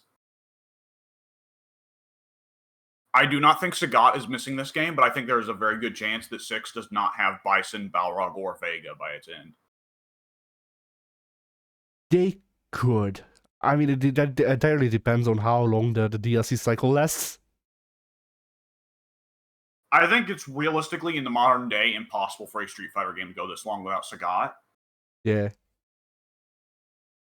ROG, I don't know. ROG's iconic for playstyle, but as a character, I don't think he's ever caught on with people, at least partly because, I mean, look at him. The dude's the ultimate fucking racial stereotype. Yeah. Vega, Claw, whatever you want to call him, he's got a unique playstyle.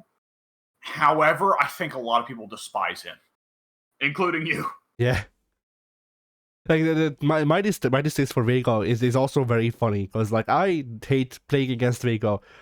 Out of the 4 kings, I play Vega the most because he has an Izuna drop. That's honestly it. Yeah.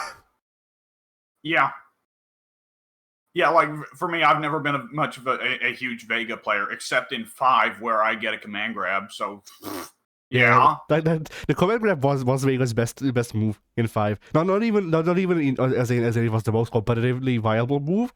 I'm saying it was the only move that I felt the need to ever use. It's the only move that I ever wanted to use out of Vega's kit. So. Now, let's say conversely, what characters are you like, there is no way this character's coming back in 6? Because at the top of the list that I can think of for characters that are not coming in 6, Abigail. He ain't coming back. Why? Everything that he did that was special, somebody else on the launch cast already does. His character did not really speak to people, and he was considered a oppressive pain in the ass.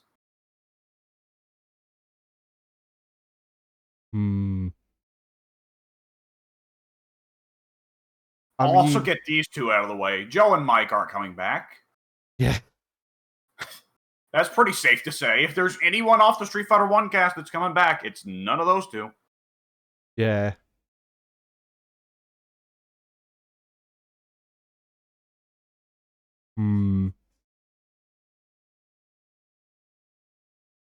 I would be surprised if Abel comes back. He's just so bland, and the idea of the French command grab character is already very much taken up by Manon, To the point that when the character list leaked, everybody thought Manon was supposed to be the new Abel. Yeah. Fuerte. I don't know how. Fuerte. I don't know how far. What? I don't know how far you got with all of the relationship stuff. You told me earlier, but I forgot. But the point is, if you get far enough with anyone's relationship, they will talk about how much they hate El Fuerte. Fuerte is, I think there's a possibility that Fuerte's gameplay design gets reused on a new character, but Fuerte as a character was done the moment he came out of the starting gate. Similarly, Rufus, I think Japan still thinks that fat man equals funny. And then there was another one that, yeah. Street Fighter 6's developers do seem a little bit less tone deaf than Ono was, where Ono would just be like, I'm going to have all the comedy goobers here, and half of them are going to be really offensive. Street Fighter 6 seems much less tone deaf. So in that regard, I would say Rufus has pretty bad odds, yeah. Yeah. Let's see. Hakan, I don't know if I see Hakan returning.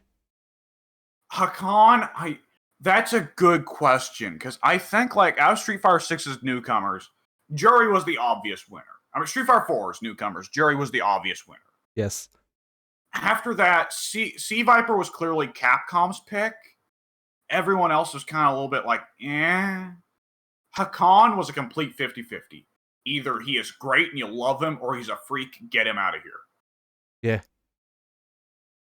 I am very much in the fan of Hakan camp. I would love to see Hakan in 6. I feel like him being the first Street Fighter character to have a sub-mechanic with the oil fits perfectly into Street Fighter 6, where so many characters have sub-mechanics. If he misses out on this one, though, I think it would be pretty safe to say that Hakan's going to just stay dead as one of those historical curiosities. Yeah.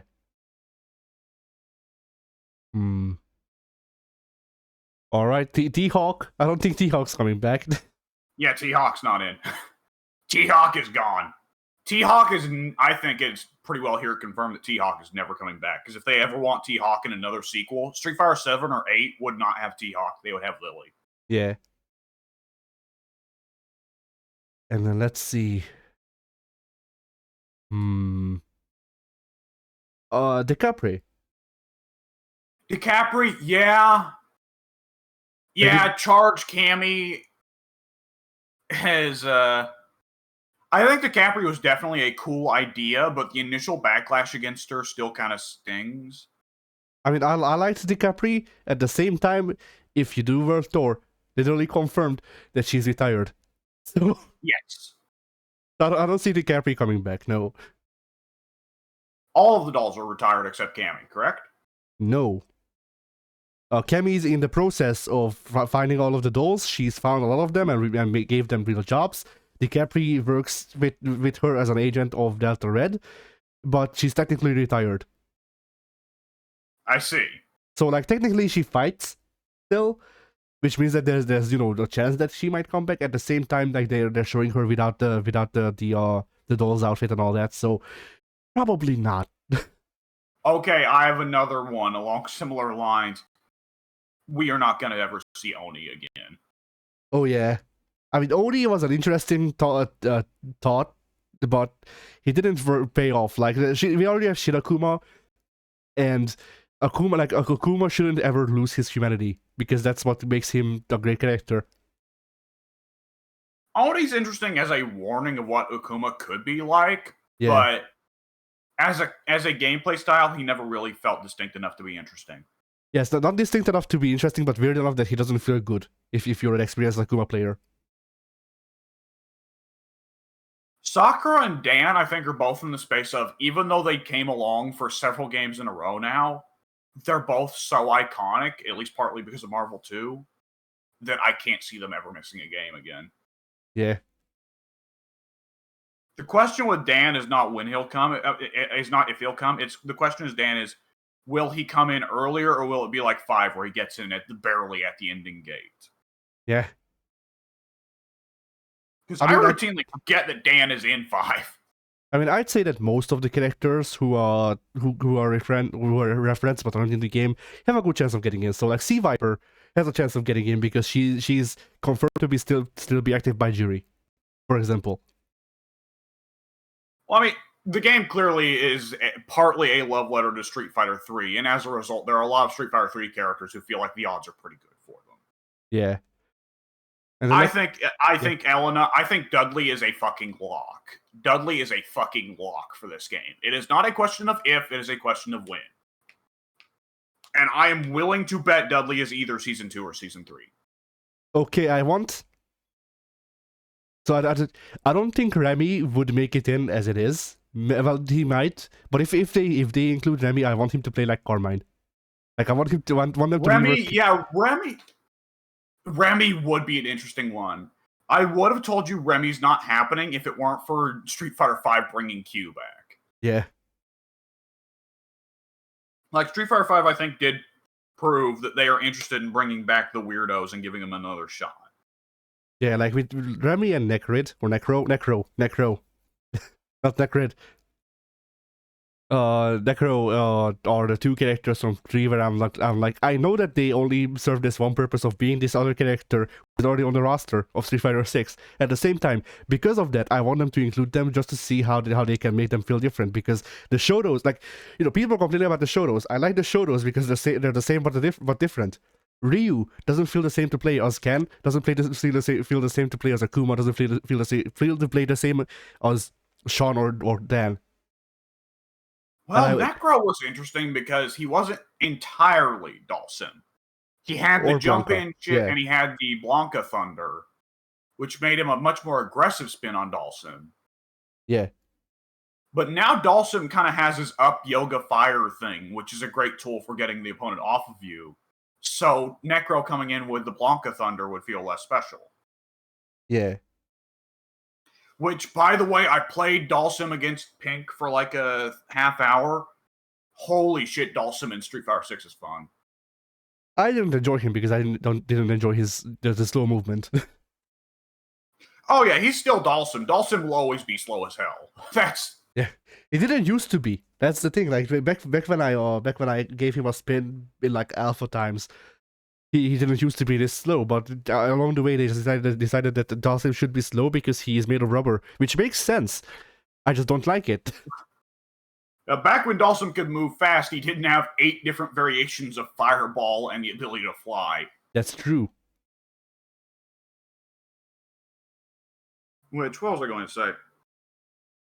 I mean, by the way, did you notice in the Siren building, did you stop and talk to the scientists in the Siren building? Oh, yeah. Did you notice one of them says they're working on 13? Oh. Uh-huh. Shit. Because that's the ultimate question. If they can turn 12 around and make him not be garbage, that's the ultimate turnaround of probably the lamest Street Fighter character that isn't Mike or Joe. Yeah. Because we all know there's potential there of the fun goofy goo ball. The goofy goo ball goober. Yeah. But boy, is Street Fighter 3 not the place where 12 is at its most fun. The most fun 12 has ever been is almost certainly in some borked copy of Mugen. Yeah. My favorite 12 matchup is him in Mugen against anyone who's not on the Strike So X copy just changes him into Carryman, I guess, probably. Yeah. Well, you put him up against fucking... Okay, the ultimate matchup for 12 is him versus Lord Ooze.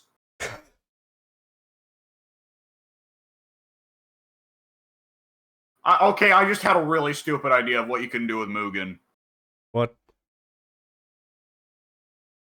Shang Tsung performs Soul Steal on 12, becomes 12, then activates X Copy Super. Yeah.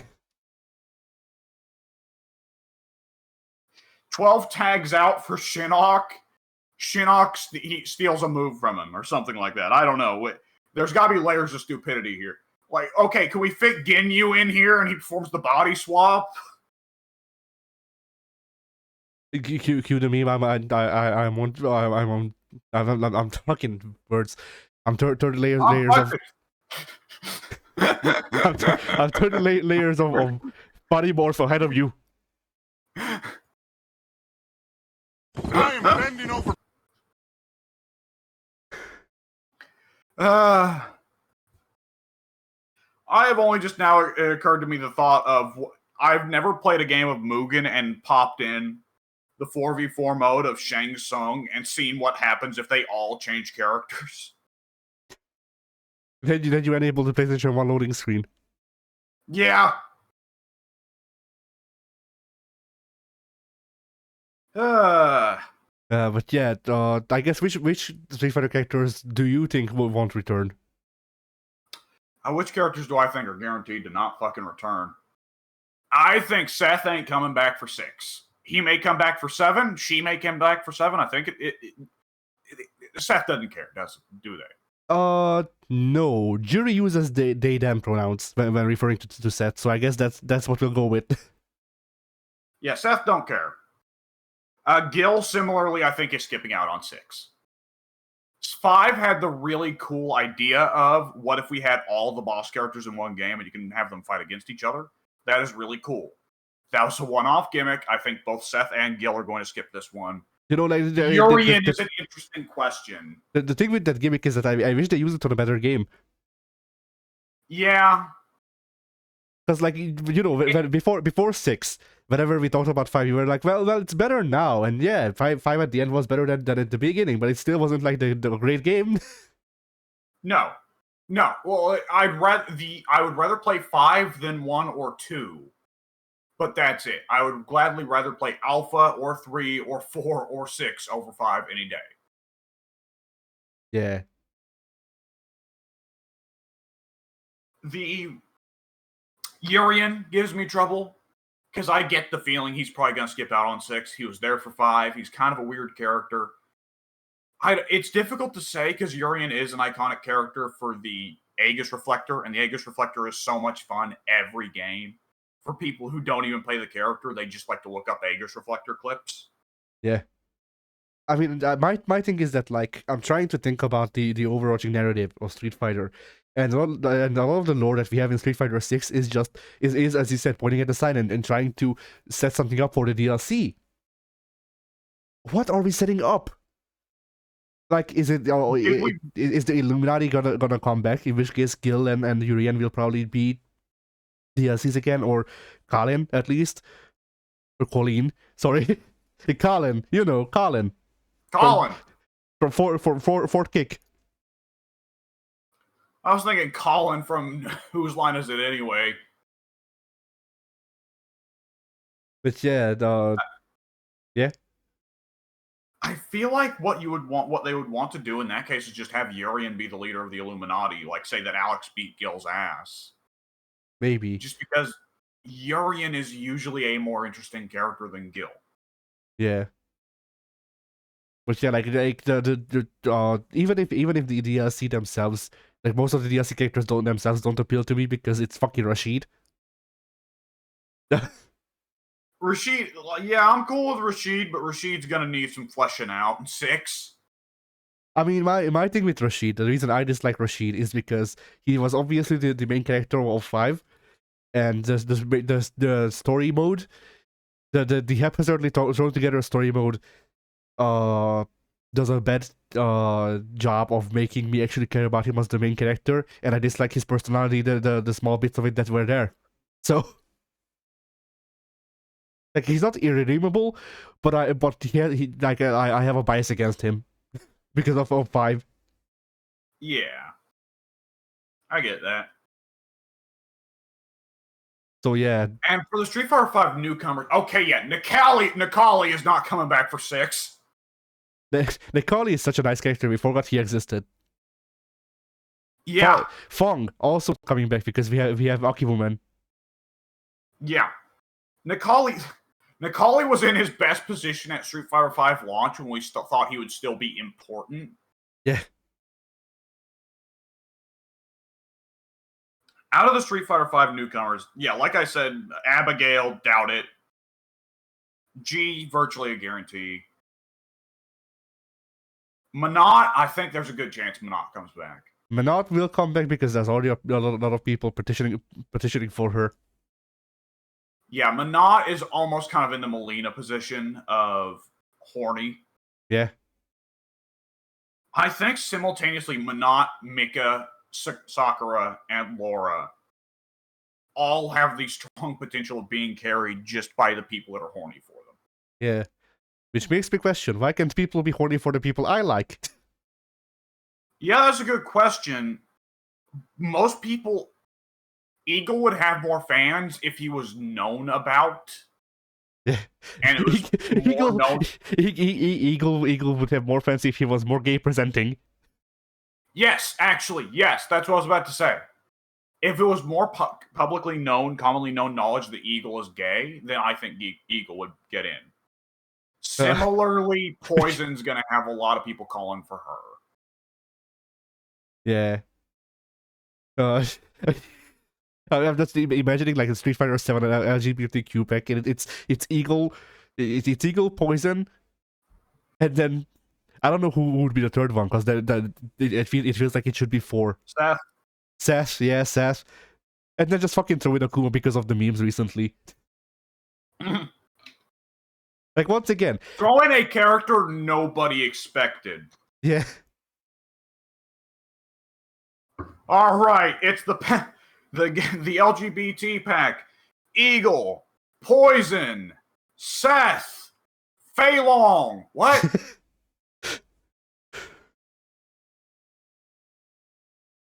Fei Long is actually Pan. It just never came up. He's been doing them all. Boy, is it not kind of awkward for Fei Long that he's the only one of the new challengers that ain't here? T-Hawk. Well, T-Hawk's here. He's just not, but he is. I mean, Fei Long's here. Jury has records. Yeah, that's true. Jury has records, and I assure you, he is Fei Long. There you go. She's just she's just a lot more annoying, I guess. Yeah. Fei Long with an occasional fireball. Yeah. And the weird overfixation on her feet. Yeah. I wish, like, you know, on one hand, I find all of the feet stuff funny because it's the memes. At the same time, sometimes it still occurs to me that people are actually genuinely into this shit, and I go, wow. Any part of the human body can be sexualized. I'm aware. It's just how much the game plays into that. How much the game plays into that goes from me finding it funny to looking at the same cutscene because a lot of Jury cutscenes and on artwork is focused on her feet for this game, and looking at the same thing and going and actually being disgusted because it occurs to me that there's like ulterior motive to this. It's not just that they did the framing wrong. Every time for every frame of foot, the sales numbers of the game go up by 100 copies. Yeah. And it's and you can tell they're kind of setting up they're setting it up subtly for Manon too. Yeah, I was about to say, if it was just Jury, you could argue, oh well, I guess Jury's into this shit. I wouldn't like it still, but at least I could go, well, that checks out. Jury has it. I mean, that character, the character select pose in the multiplayer in the ranked character select. Jury is fascinated by her own foot and is the strangest thing to see. I feel like I remember. She is intently analyzing her own foot. I feel like I saw an edit. I don't know. I don't remember how they did this, but I feel like I remember an edit from before the game released of a matchup screen between Cammy and Jury. Cammy was there doing her game faces. The Jury's portrait was feet. Like they bugged out or did console comment, or not console comments, they did like hex editing or something like that to make it so the camera focused on So either the camera focused on Jury's feet, or Jury's model was glitched out, so that like the where her face would be for the camera, well, she would like it was just her raised foot.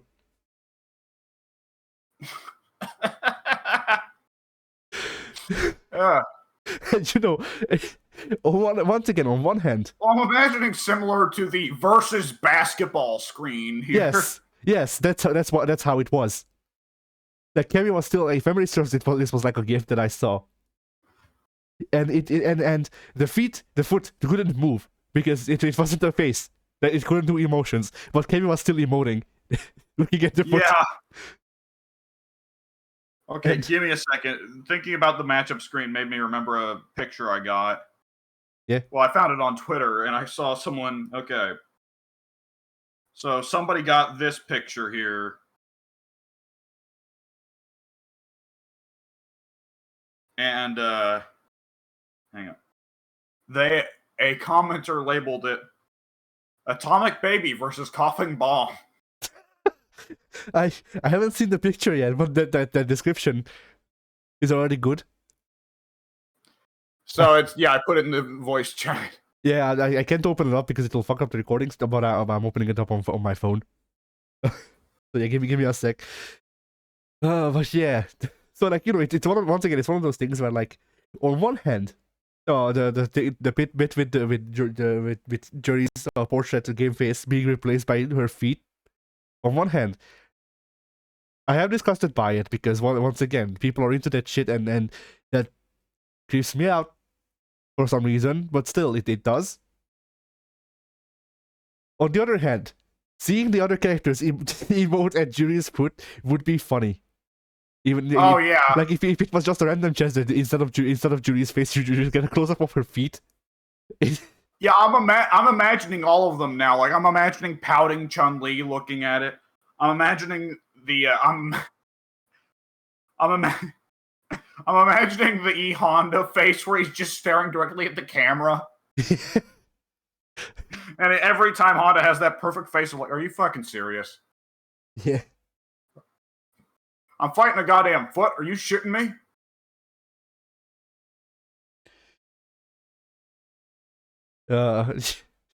Ken's angry face. Zangief's big smile. Luke pogging. Yeah. Like you know. They had to do that. They had to do that. There is no way you can't have Jury Foot versus Pogging Luke. Oh, I just saw the Atomic Baby against Coughing Bomb. Yeah. Like the look on Blanca's face is so perfect.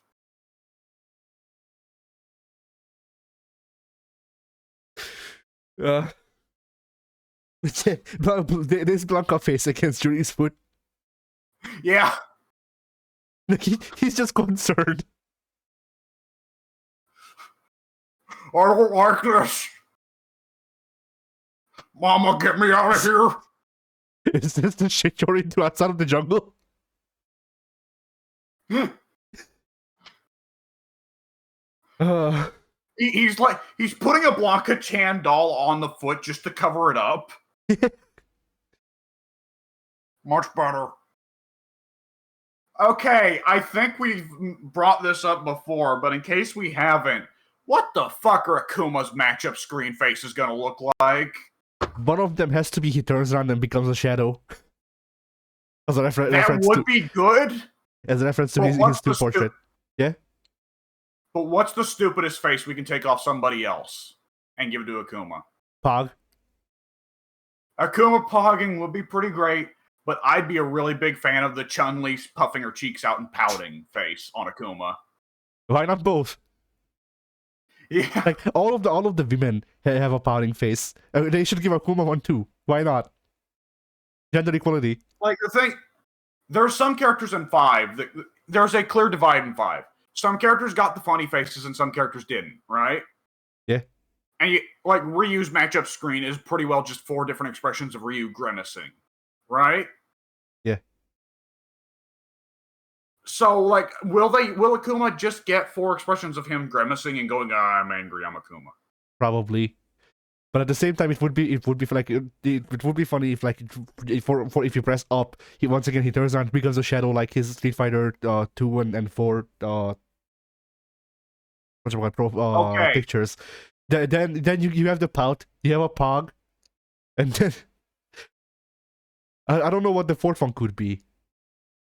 The fourth one is he starts to look mad. His eyes light on fire. Yes. And the light reflects on the enemy game face.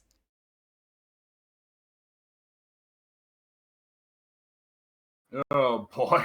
That would be a lot of processing power. Yeah. It only just now occurred to me that you can get from the matchup build-up from the character select screen as well. Blanca doing flips while walking next to Akuma. Or who is it that does the, like... Is it Jury that, like, kind of sticks her ass into the opponent's crotch at the end of the matchup screen? Oh, probably. Her trying to twerk on Akuma. Akuma just shoves her away. Yeah. Like just grabs her by, like, doesn't grab her by the neck per se, but like, you know, does the thing where you lay the hand on her neck and just shove her away. Okay, what the hell would Elena's, like, walk on that screen look like? Because you know she'd be dancing all the way down. Yeah, she's just doing capoeira. Elena might, by the end, might actually be stuck upside down at the end, and you get the matchup screen of her feet. and then we have different expressions are just her doing different things with the feet. One figures out how to flip you off with her toes. I'm imagining one of the expressions is the feet leave the frame for a second and then come back with googly eyes. A pair on each foot, or just one on each foot? No. I'm imagining it's you have a view of one foot, and then the foot just leaves the frame and then comes back with googly eyes.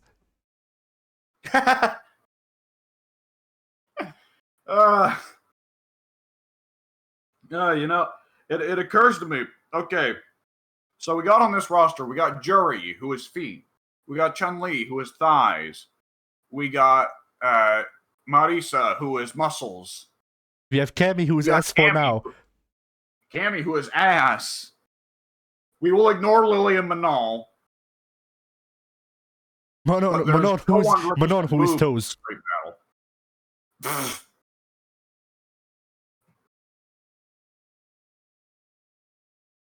All right. But yeah, no. I mean, Mika will play both sides. Yeah. Once again, Laura also kind of played both sides. Once again, she will be the sense of Kusanagino. Yeah. Oh no, she'll have Victor's old throw from Darkstalkers. Yeah, I was gonna say that for Hugo. She has the super variant where she like she like spins around the screen while you're trapped between the cheeks. Yeah, I mean, are you saying that people wouldn't buy copies of the game for that? No, I know people would buy copies of the game for that. I know that one of our friends would go, I don't want to live on this planet anymore. I want to live on Street Fighter World. Pink would buy another 3 copies of Street Fighter 6, the deluxe edition, just to make sure that she'll get Mika. That would be all it took to sell the DLC to him. That much is for certain. Yeah.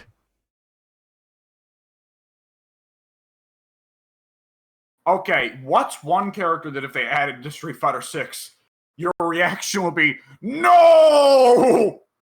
He-Hawk? It can't be! I mean, are we talking negative or positive? Negative. He-Hawk. Like, you do the Darth Vader howling, no!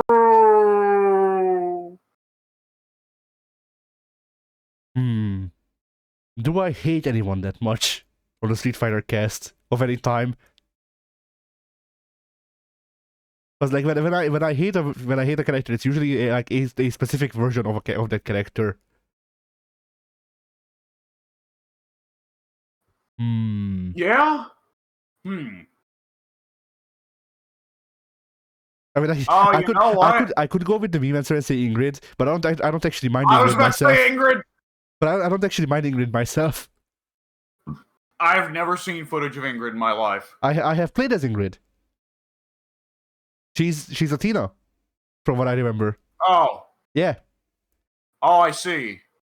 that's all you know. Well, I guess that explains it. Yeah.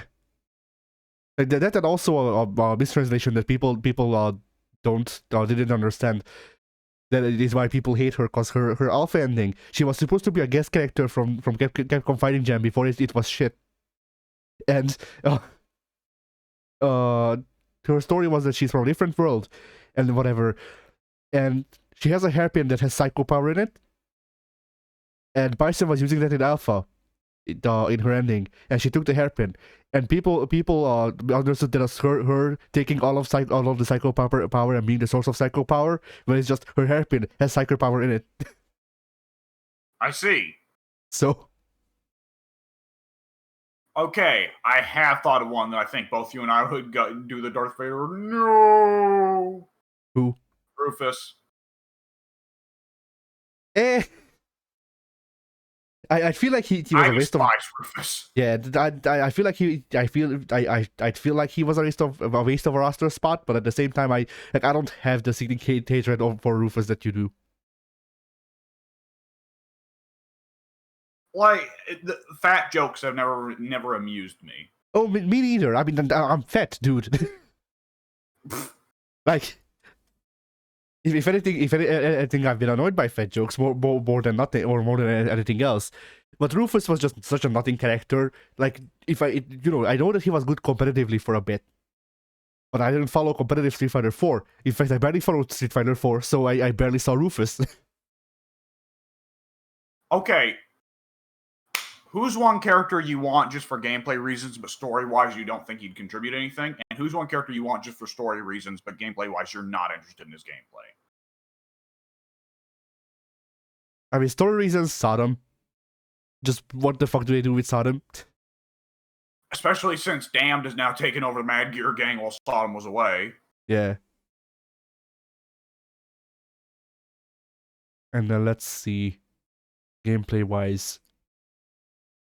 Maki. Yeah?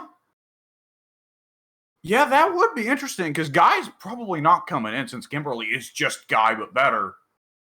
But Maki is a very different direction from Guy. Yeah, Maki is the closest to the guy likes that I like.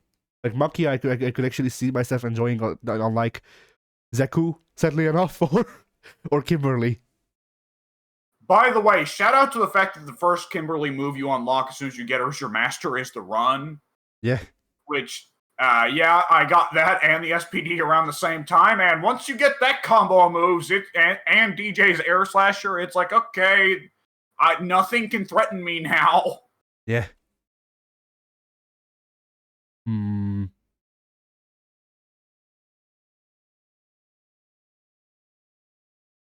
Because I will go ahead and say, Yeah. as much as I despise him as a story character, I think El Fuerte is a load of fun to play gameplay wise. See, I'm the other way around. I like El Fuerte as the that's basically we have whatchamacallit, School of Mania at home. Story wise, where he's literally just a comedic relief heel, I guess, because he makes bad He bad is, but food. Skullomania, I think a lot of the charm of Skullomania is that he isn't just funny, he is actually the hero. I mean, he's not the main hero, that's Hayate or whoever. But, like, Skullomania, it feels like he's funny, but he also still seriously a threat, whereas El Fuerte, his entire story boils down to, I love cooking! I'm shit at it, but I love it! Yeah. And it's like, why are you a fighter? But yeah, then like the Ramon playstyle, I just dislike in every game that it's in. So I don't like Ramon. That's the odd thing. I think it's because Ramon's a bit kind of an odd, like, spacing abuse character. He's very much like a Trixie neutral character. El Fuerte is hard rushdown mix-up heaven. His sprint can lead into a low, an overhead, or a throw, or an anti-air.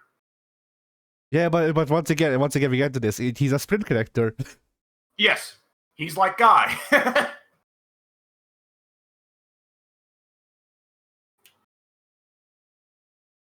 Who was it that I was about to say? There was somebody that just came to my mind.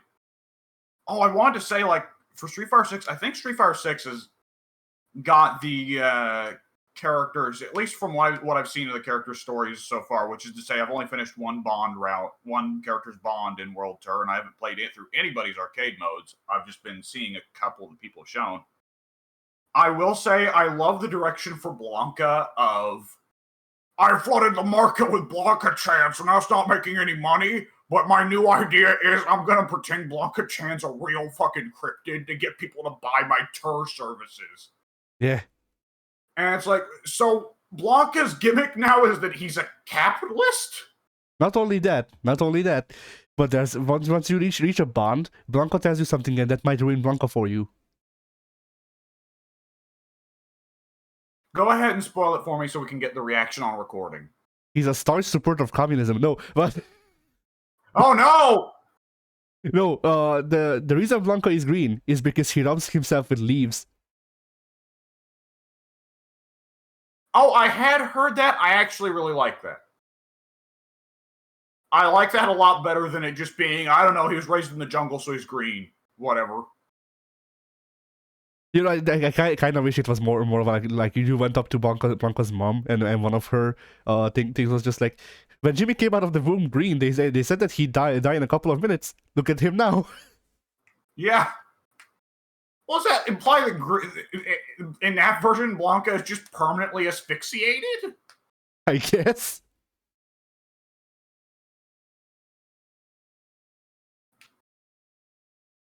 By the way, I love that Blanca's mom is now somebody you can just hang out with. Yeah. I feel like 6 is the most fun Blanca has been as a character in a while, where it's like I'm actually amused by what is going on with Blanca, and he's not just that annoying guy on the sidelines. I mean, on one end, this is the most I've enjoyed Blanca. On the other hand, he still kind of feels like just that annoying guy on the sidelines to me. I mean, yeah, for my part here, I'm thinking like, for me, whenever I think of goofy sideline comedy character, I always go back to Tekken, how much of that cast has been sidelined. Yeah. And I was kind of thinking specifically with Blanca of like, okay, what has Martial Law's story been in every Tekken game? Consistently. Need the money for the cook. Yeah. I need money for my noodle shop. Every goddamn game. And there's never a twist on it, never a special mix on it. And eventually he pulls in Paul, so that Paul, for half the franchise, has been, oh no, I need money for Marshall's noodle shop. And like, Blanca's got his side boot bullshit running goofy on the side, but it does feel like they're getting pretty good at giving a different funny twist on it every time, with 5 introducing the Blanca Chan thing, and now 6 being Blanca trying to set up weird, goofy scams to make loads of money. At the same time, I kind of don't like how they made all of the characters be like very successful in life. It feels a bit too cheap to me. That like, you know, I get it that these characters are very important to video games and all, and so realistically, counting outside influence, they would be very successful. At the same time, you know, like, did we need to make DJ or world-renowned DJ? Did we need to make you know, Blanca? DJ's always been a world-renowned DJ. Ah, that's news to me. But okay, that's fine then. But like, you know, did we need to make all of these characters be as successful at life as they have been? Could we not just have one poor Ryu? You know? Well, it's kind of the question. It's kind of one of the things about World Tour is like making it clear everyone in the Street Fighter universe is a fighter, but the main characters we've been playing as all these years are the celebrities, right? Yeah. Because you'll walk down the street and people will be like, "Oh my God, E Honda!"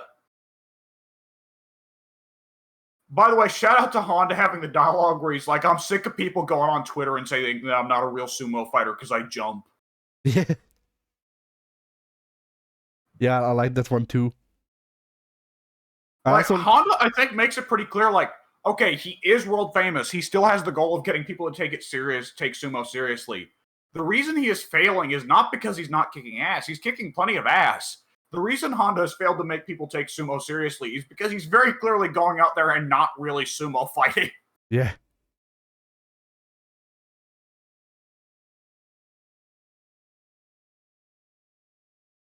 It is kind of different question though. Like, Chun-Li has not like become a raging success. Chun-Li is really just at the same point she's always wanted to be, which is the adopted mother of 70 kids. Yeah. And now evidently 2 old people. I mean that's also weird though. Like I don't know where the arcade stories are chronologically. I don't know if they're supposed to be before World Tour or after World Tour. Because in the story, Chun is, well, they did say that Chun is only semi-retired. She didn't actually leave the force completely. She still gets called in. Sometimes she's just not on the job all of the time. Which, you know, but still, it still makes me wonder because like they're setting up this Juri Chun feud where Chun is trying to fix Juri because she can fix her. Oh god. Juri has fell for it. What? Considering Chun's history with Charlie Nash as well, yeah? Chun, you poor girl. People will have a field day with the fanfics. Oh god. Juri has always been in that space with both Chun and Cammy. Yeah. And they actually confirmed it somewhat because they're setting up the Juri Chun feud, the Juri Chun fight fuck feud, and then they've confirmed that Cammy and Juri have worked together. Well, wouldn't they be on opposite sides most of the time? Because isn't Juri working for JP? No. Juri is working anti-Sin, which Sin was Set's the company that made Set, but Juri doesn't have beef against Set because Set was also a victim. So Juri's really just kind of an agent of chaos in the whole deal. Yes, Juri is Juri with Bison's death. Juri has completely embraced being chaotic evil. That sounds about right.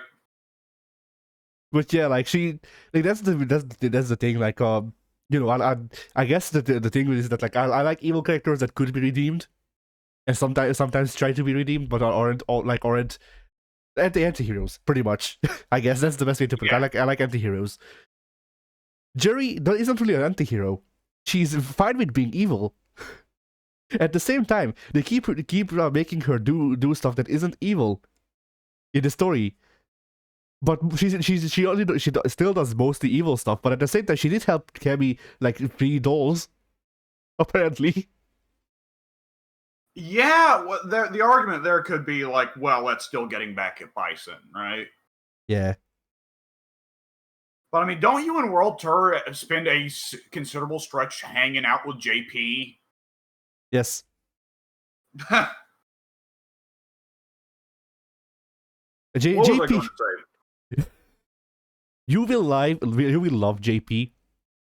In World Tour once you find him as a master, because one of his things, like you know how all of the characters have their own like mission that you need to do for more.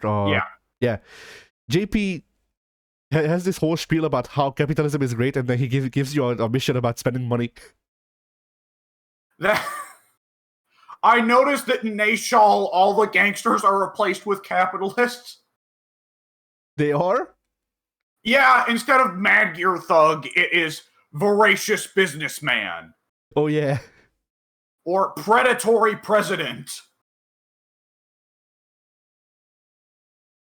Which is like, okay, so in the Street Fighter universe, it's supposed to be that exploitative businesses, rather than just like doing how they do in the real world, they walk the streets of Nashal beating up random people? Yeah. For market share. Our profits go up by 1% for every random civilian I punch in the spine. Yeah.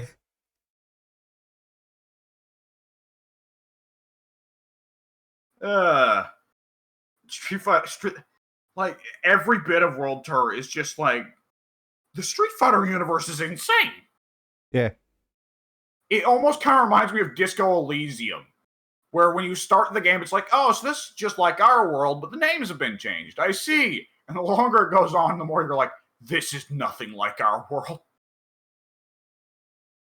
What do you mean Hagar is president? Like, okay, we joked about wheelchair Hagar, but imagine President Hagar, who was still a big son of a bitch. His hair is gray now, but other than that, he hasn't really aged. Would that not be the hypest shit? I never liked Hagar. And he comes on screen smashing a trash can and then eating the chicken he finds inside.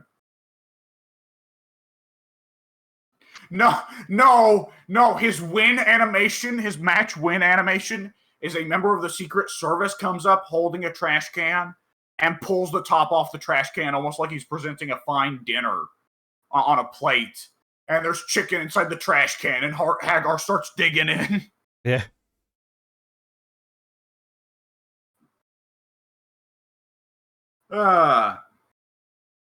Okay, if they do bring Mayor Cody back as a character, which they absolutely need to, because he's cool, they need to still have him have the outfit where he's wearing Hagar's clothes and they don't fit. Yeah.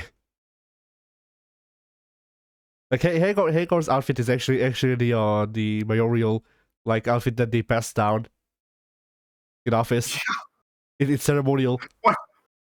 When Hagar decided he wasn't running for re-election, he took his clothes off and just left them on his desk and walked out naked.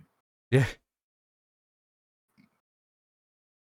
Like, journalists are watching as he walks down the steps of City Hall in Metro City, and Hagar is just nonchalantly hanging dong. Yeah. Now he's at fucking hell, at attention. Yeah. He's always hard. Yeah. As every good mayor is. I thought you were gonna say as every good American is. Yeah.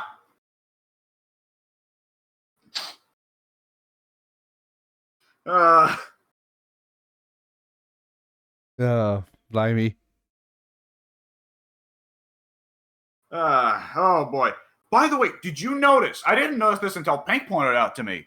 Did you notice that Dhalsim doesn't wear the skulls of children around his neck anymore? Yes. So it's supposed to be like he fixed the situation with his home village where they're not horribly impoverished and starving anymore. Yeah, hopefully. Him and his 8 children. Yeah. By the way, it was a small little touch, but I love that they showed that Guile and his daughter hang out with Dhalsim's kids. Yeah. You get to find out more about Dhalsim's kids once you reach the thing with Dhalsim. Just give him Well, you know the oldest of those kids has to be an ass kicker. That's the thing, like, we only find out about one of them, and, should I spoil it? Dada, right? Dada's the kid's name? I don't remember. Dada, I believe, is the name of the kid that Guile's daughter is friends with. Which Guile's daughter is going to college, so she's a grown woman, and so it could probably be safely assumed Dada is also supposed to be a grown man. Yeah. Yeah, Dhalsim's kid, it isn't a fighter. Is all I'll say. Yeah, Dhalsim does seem like the kind that would raise his kids to be lawyers or something. Yeah. Look at him being a boring, safe, good parent. Yeah. Why not teach your kid kung fu? That's the thing, though. Like in the Street Fighter universe, being a lawyer is the risky job because you will always have people to fight if you're a martial artist. But who sues? Yeah, that's true. Like, you can always make money by assaulting random people on the street. Yeah. Oh, did you also see the bit from Giles Bond art of when he was hanging out with Dhalsim and he was trying to imitate Dhalsim's yoga poses and he's like, oh, this sucks. Yeah.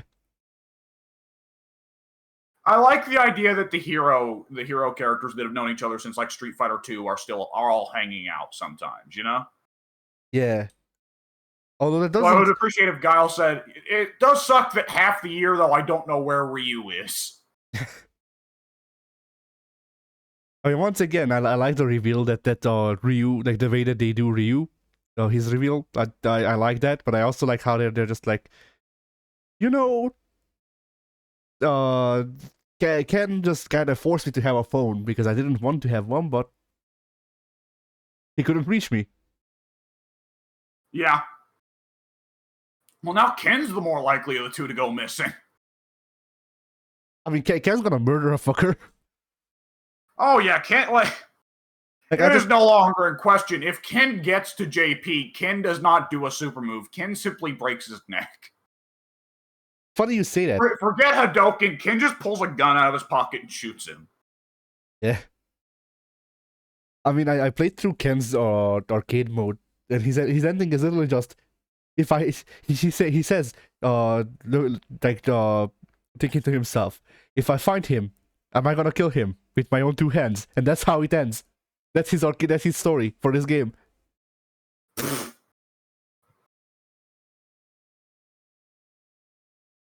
Like Ken will actually murder JP at some point. He's gonna stuff him in that damn vacuum fridge Yeah. forever. Nah, but what's likely to happen genuinely though is that we'll get story updates with like seasonal arcade endings is what I hope for. Is that they'll keep paying the artists to make new art and just release updates to the story, and then you can go back and play through the older ones. You have all of them. But Well, characters in Street Fighter 5 had like 6 different arcade endings. Ryu had like 6 different arcade endings. yeah, so just continue that where you continue telling the story, and then just make it so like Ken actually meets up with. Yeah. No, go ahead. I've got a stupid thing to say afterwards. All right. So yeah, like Ken meets up with JP. He turns violent. So we can sell violent Ken's DLC. Turns violent. Starts choking JP. Ryu shows up. He beats the violent out of Ken because he's better than that. And then we get like a new arc where You know what's happened in the past was not Ryu steps, like not someone else steps in. It would be Akuma steps in. Yeah. Wait, has Akuma stepped in to save Ken at any point that I don't remember? I don't recall, but in Alpha, Evil Ryu is stopped, I believe, by the team of Ken, Sagat, Sakura, and Akuma. Which would imply that Violent Ken probably also would take a team to shut down. Yeah. Then I guess Violent Ken is stopped by who would be in Nashal? Ryu probably, just by virtue of being Ryu and traveling. Akuma, you could reason for the same reasons. Bosh. Guile probably just gets a call from President Hagar. There's some bullshit going on in Nashal. Go fix it. And he's like, "Got it, boss." Yeah, Guile and Luke. Because Luke wants a rematch with Ken because Ken beat his ass. I believe Guile also beat Luke's ass. Yes, but Guile was Luke's superior, so that's different. Yeah, that's true. That wasn't Guile that kicked Luke's ass. That was the government. But yeah. Well, does Guile beat Ken's ass on his wife's behalf? Yes. And actually, now that you say that, Guile in the arcade mode, Guile is trying to help Ken, so we could reason that Guile is following Ken from afar. Probably, yeah. That's probably Guile's primary motivation in this game, since otherwise it's like, okay, Guile's classic motivation. I hate Shadaloo. Oh wait. Yeah, there is a new thing though. There's related to Shadaloo, so. They've brought up a couple times that some of the people of Shadaloo are still running around. Yeah. Which I have to assume Fong. I mean, if Aki doesn't play like Fong, I will be surprised because that means that we might actually get Fong, and that will be surreal. What if Aki's arcade mode ending is the reveal that she's actually just Fong after a sex change? I mean, if she's still as much of a funny annoyance, Weirdo. yeah, as much of a weirdo, I'd be fine with it. But he does. I am remembering now what I was laughing at earlier. They keep releasing sequential arcade mode endings. For Geef, his next arcade mode ending is he's on the run hiding from Marisa. Yeah. And it's like cut to Marisa looking through a crowd for Geef going, I heard he'd be here. Where is he? And in the background, you can see Geef wearing like a trench coat, a fedora, sunglasses, and a fake like Groucho Marx mustache over his real mustache. Yeah. But no, I do not want the cooties, comrade. And Manon is also chasing Marisa in the background. Yeah.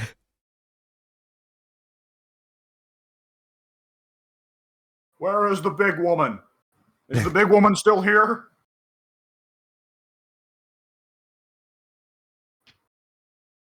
Oh boy. But yeah, like I want them to keep it going with this violent kind of stuff because it could be interesting and we could have the same yeah. Akuma's sequential arcade endings are just a compilation of him killing the lamest characters. One of them is Suhao. We don't know how he got here. Suhao just gets shunted out of a portal. He And you go to play Mortal Kombat 12 and Raiden's arcade and Liu Kang's arcade ending as he finds Suhao and throws him into a portal into the Street Fighter universe. Yeah. Suhao's death is the only Street Fighter ending where we see blood. and it's a Akuma just actually does a fatality. Yeah, Akuma does the Kongoku Retsudan to Suhao's body. Like, or no, not even the Kongoku Retsudan. I forget the name of it, but he does the teleporting jumping slash. You know, the one that he had in CVS2. Kind of, yes. He does that to Suhao. Suhao's body actually like tears apart. Well, does he do like the Fist of the North Star thing where he like explodes? No, I'm just imagining that he does the palm strike to the shoulder blade, and then Suha just gets cut in half along the shoulder blade.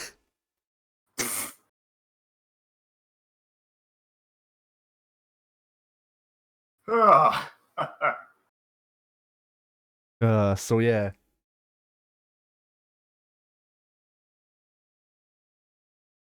But yeah, I hope that they keep going with this violent kind of stuff because it could be another evil Ryu storyline, and I found it fascinating. It would be even more fascinating if Ken actually falls to the dark side for a bit, at least. Because with Ryu, it was just like, oh well, I have to keep my demons in, and then eventually he defeated them off screen. I want Ken to become evil for a game or two before he gets redeemed. I mean, Ryu did so much to defeat his demons, so much as he just barfed them up, and now they're running around free. True. Look, they're not his demons if they have a corporeal body. Yeah, now they're everybody's demons. I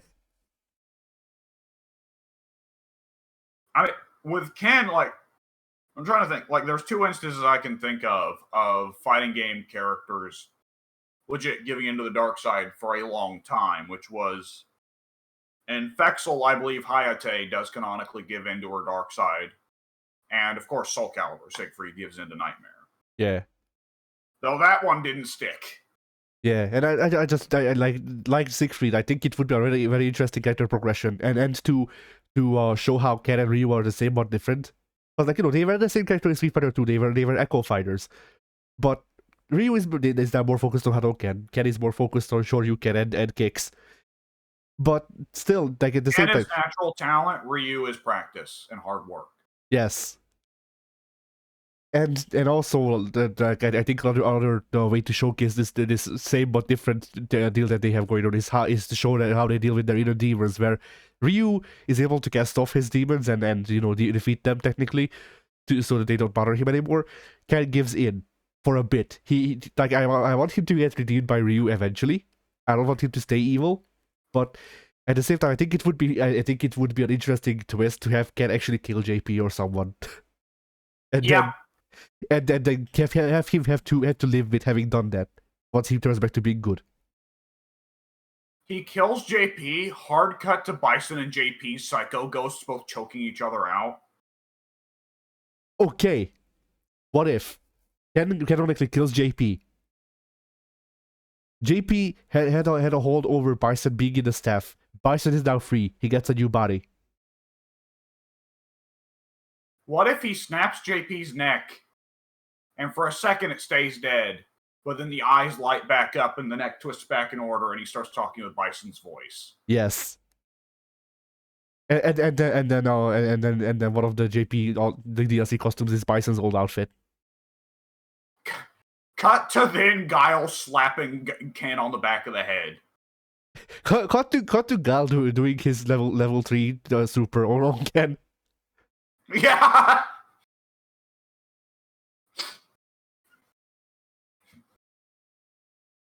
Oh boy. All right. I believe we're good to go ahead and call it here, and I am saying that at least partially because I smell food cooking.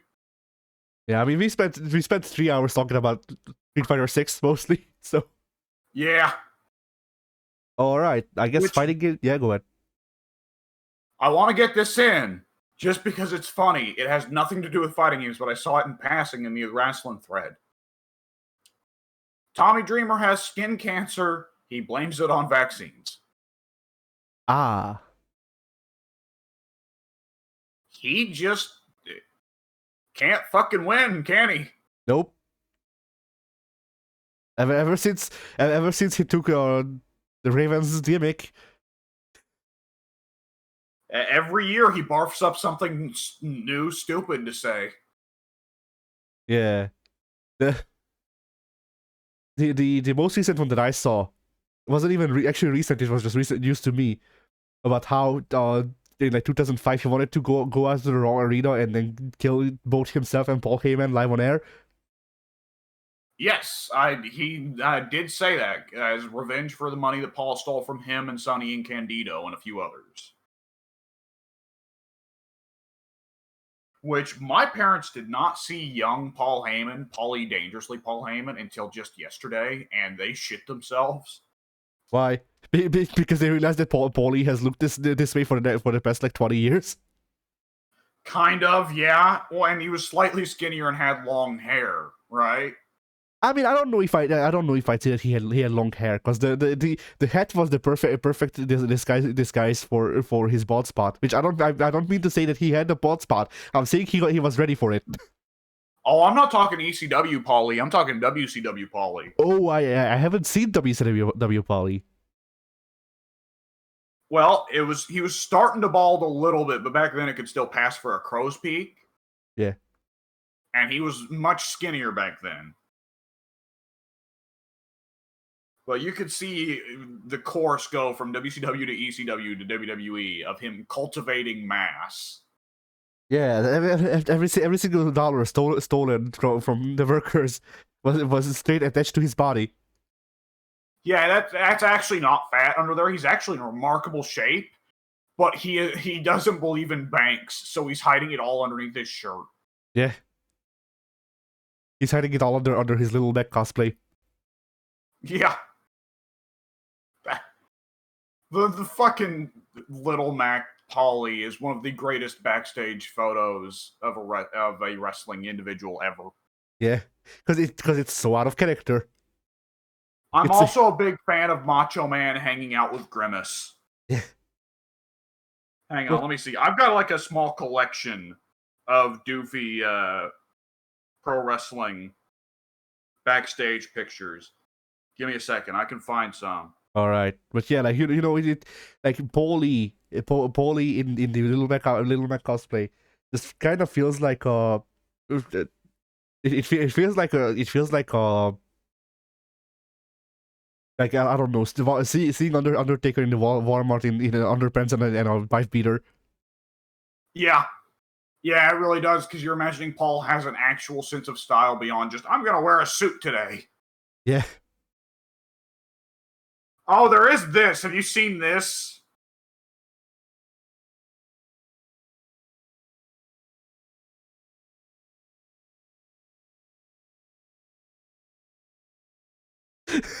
Os- Oscar makes them pregnant. That's her Got- secret. Yeah. She's got mad game, brother.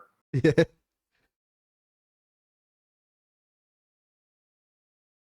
Well, there's an Aja Kong and a positively ancient-looking Bret Hart hanging out. Like that's they can't get the belt off of me if everyone else is pregnant, and then that's how we get to Oscar against Shayna Baszler. Here's one of the weirdest wrestler combinations ever put in a photograph. Who's that in the middle? Great Muta. What? Who's in the middle? Stacy. Ah. Oh yeah, it's the greatest wrestlers of our generation. Yeah. The three greats to have torn down the Tokyo Dome. Yeah. The three innovators of Lucha Libre. Yeah. Which, like, you know, I say that, has Ray, I know that Muda and Stacey haven't done shit in Lucha. Has Ray innovated anything in Lucha Libre? Massively. What? Mysterio was a huge star in Mexico when he was a teenager. Ah.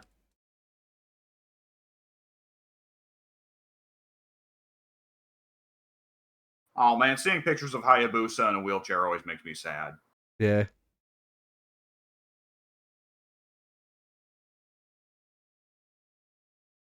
Let's see, where are some really goofy ones? Oh. I don't know the context for this one, but Triple H and Tanahashi hanging out.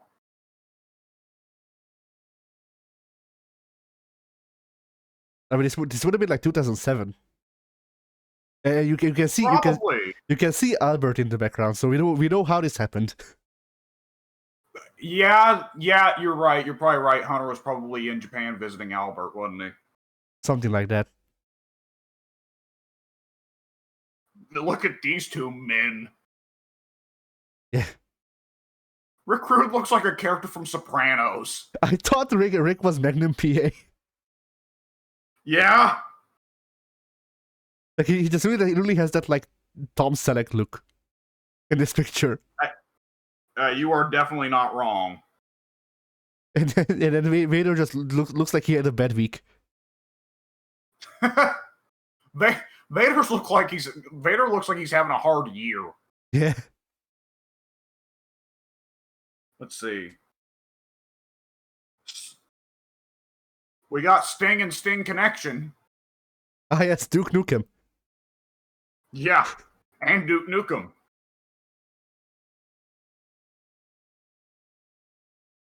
So Sting performed a man called Stink here, right? He does The man this. called Stink.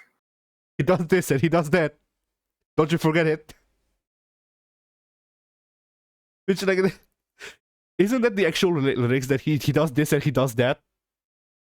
I don't know. Jiminy Hart is the greatest lyrical songwriter of our time.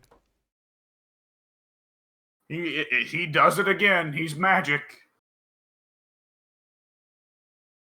Justin Liger and Kevin Nash. Now that's a tag team. I was gonna say, is Kevin Nash like a very good skin macho man? You know, Like an entire skin macho man. the horrors of the clothing industry. Because like Macho Man, like you might disagree with me on this. Macho Man's outfits, or his whatever his capes, always looked very garish. But I just figured that's part of the character. Yeah. He's a little bit eccentric. Yeah. Michael Cole, The Godfather, and Snoop Dogg hanging out. Ah, That's yes, one I found. the biggest gangsters in wrestling. Yeah. Okay, this one's an art piece and not an actual photo, but nonetheless, it's one of my favorite wrestling-related pictures ever.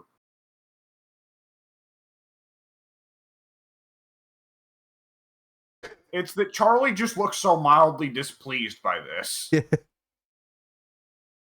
Like, he's not writhing, he's in pain. He's just like, oh, this sucks. Yeah. I mean, we don't know. He could be selling like Hunter in a second. Triple H and Keiji Muto, for whatever reason, posing with guns in Florida.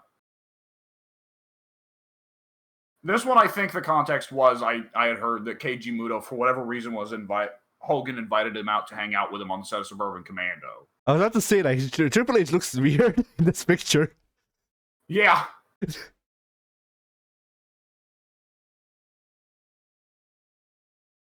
Triple H looks more American in this picture. Yeah.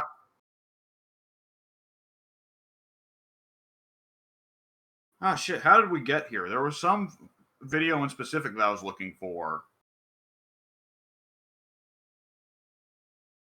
Oh, man, this one. I don't care about which. I've forgotten which one I was looking for, but this one's a winner. Get a load of this 2000s. This early 2000s. I'm assuming that the picture hasn't sent, so I'm assuming it's a picture of Jeff Hardy doing coke. Ah. No, but there's somebody doing something here. So, I recognize 4 of these people. Who's on the far right? That's Raven. Fuck, Raven. I can't recognize Raven. He's not wearing a skirt. Well, that's one part of it, but there's so much going on with what Raven's wearing there. See, like you say that this is very 2000s, and it is. But at the same time, to me, this style is just normal.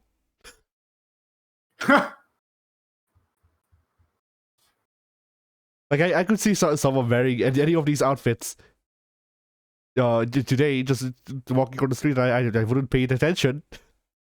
Even Ravens.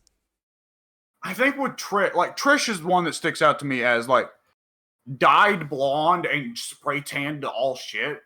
See, like, that's not really a thing here anymore. See that's just how like middle-aged gypsy women dress. Oh. Like, well, technically, I guess not spray tanned to shit because that's just how our skin is. But you know, you guys don't. Yeah, it's not normal for you guys to walk around like Raven though, with the fishnet shirt sensuously buttoned down to expose the cleavage with a chain necklace. You guys don't do that, do you? Most people don't. There are some that do. Raven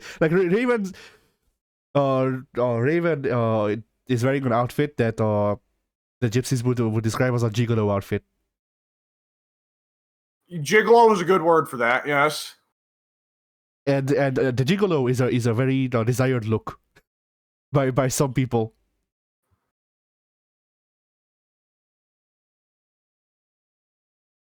That is who?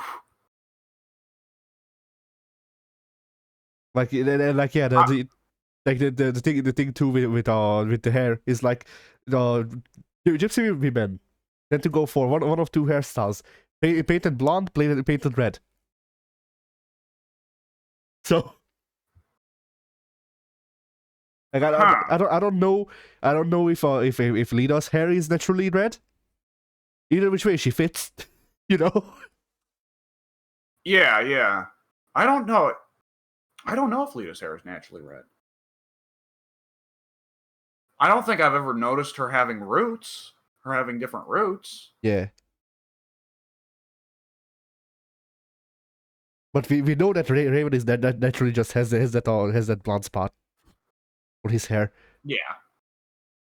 Raven came out of the womb with that chain necklace. Raven came out of the womb with that shirt. Bubba came out of the womb wearing a leather jacket. Bubba came out of the womb an asshole. Yeah. Devon came out of the womb being cucked.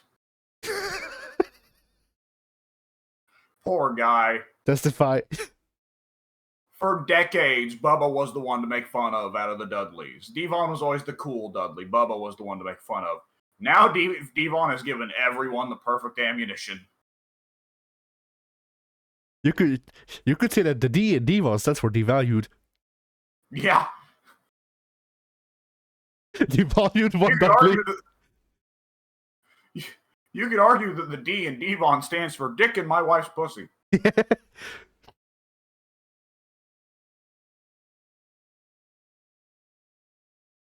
Oh man, the great thing is, I know that I know that Mike has not heard about that because that's not the kind of thing he would hear about, and I know that you or me will mention it to Mike in passing someday, and it will crush him.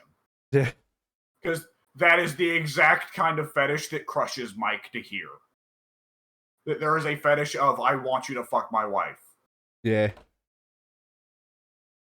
I mean, like you know, some of these things are just instant like emotional damage. Like try to explain Futanari to Mike, or anyone for that matter. See, that one I actually think makes sense. If you're bisexual, that one makes sense because that's supposed to be like the best of both worlds, I think. See, I guess that's why I don't understand it because I'm the opposite of bisexual. So. Why choose when you can have both? Yeah.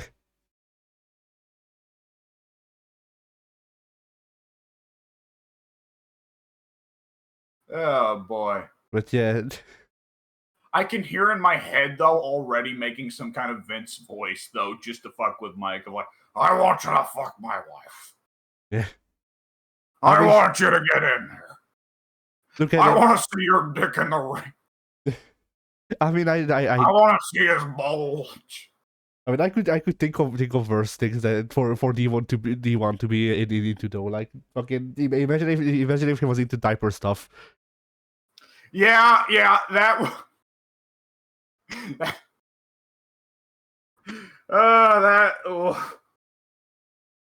There is a part in Better Call Saul where Saul figures out how to get this really dumb, pathetic, like, there's this really dumb, pathetic guy that gets caught cheating on his taxes, and he gets Saul as his lawyer.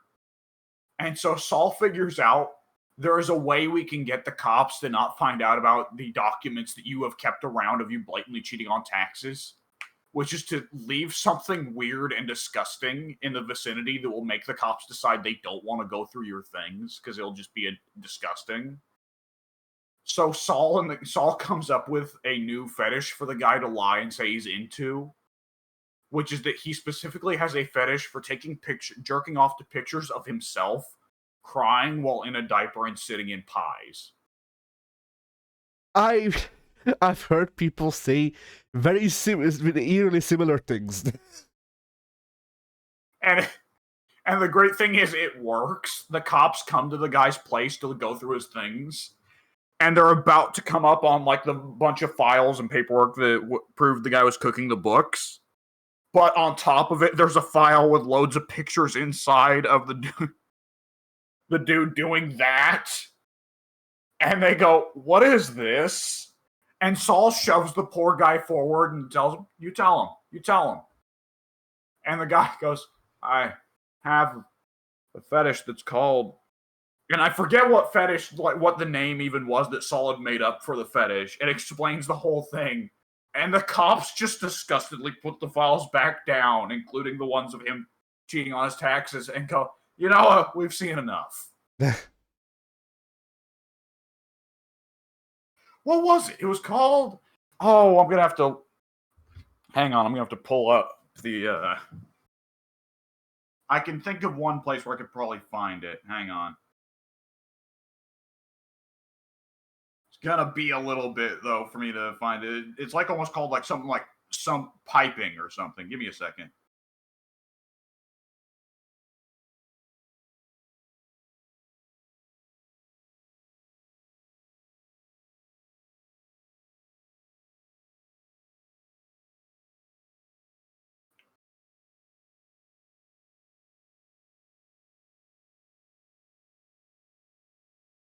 Hang on, I'm gonna use find in page.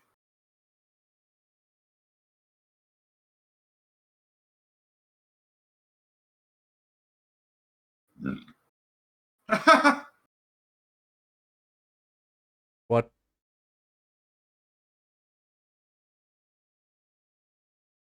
Oh, excuse me. He's not into it. He makes the fetish videos for everybody else is the excuse Saul makes up.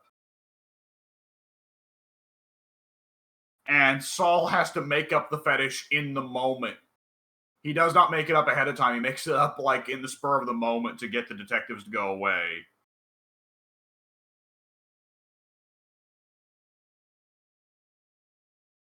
And Saul says it's called squat cobbling.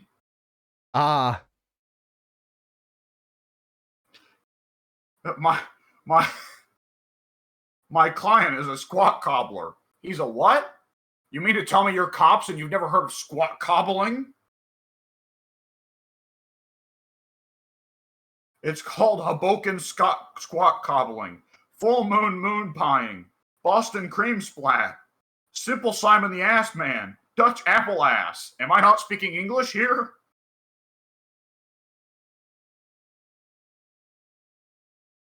I mean, like, you know, think about that bit, and then just think about how, like, you know, is it that far from cake farts? Yeah.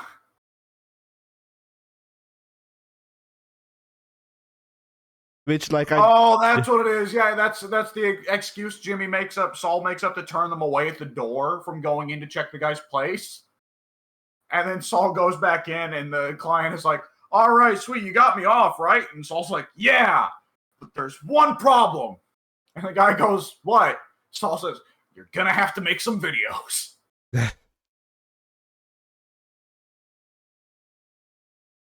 Oh boy, Better Call Saul's a great show.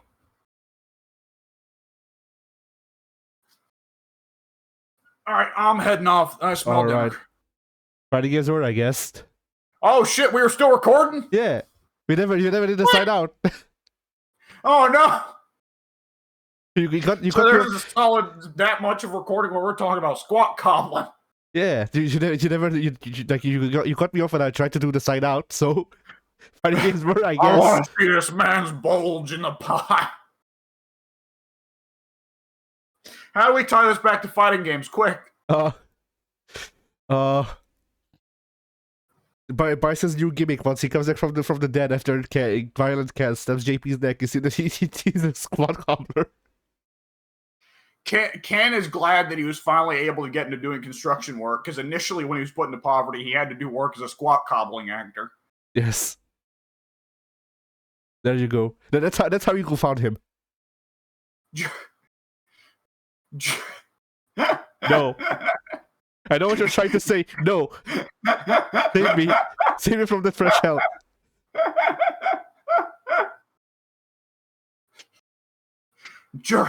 Jury the foot fetishist spits on these lowly squat cobblers, but they're into it.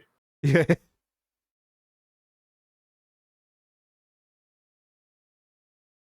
Zangief runs away from Marissa because that's what he's really into. Yeah. He's into the chase. Boy.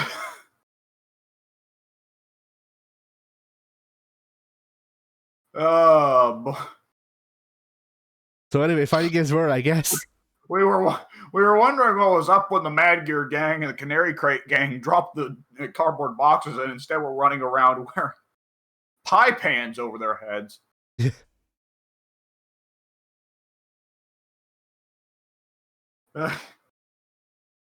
You know how JP's been able to get away with all this?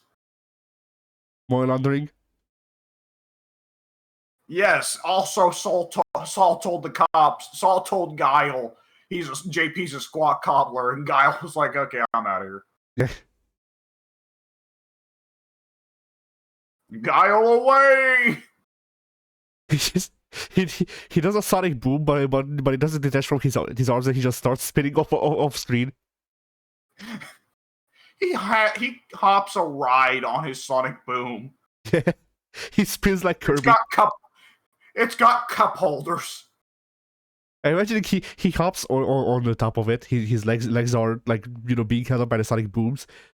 But once both of his legs touch the sonic booms, he just starts spinning aggressively. It makes the warp star noise. Yeah. And just like that terminal montage video, Guile goes up and bitch slaps the sun and the moon. Yeah. Yesterday I was watching the terminal montage Street Fighter 2 video. The part with Guile is so good. Yeah. There, we cannot land as it appears there is a protester on the runway.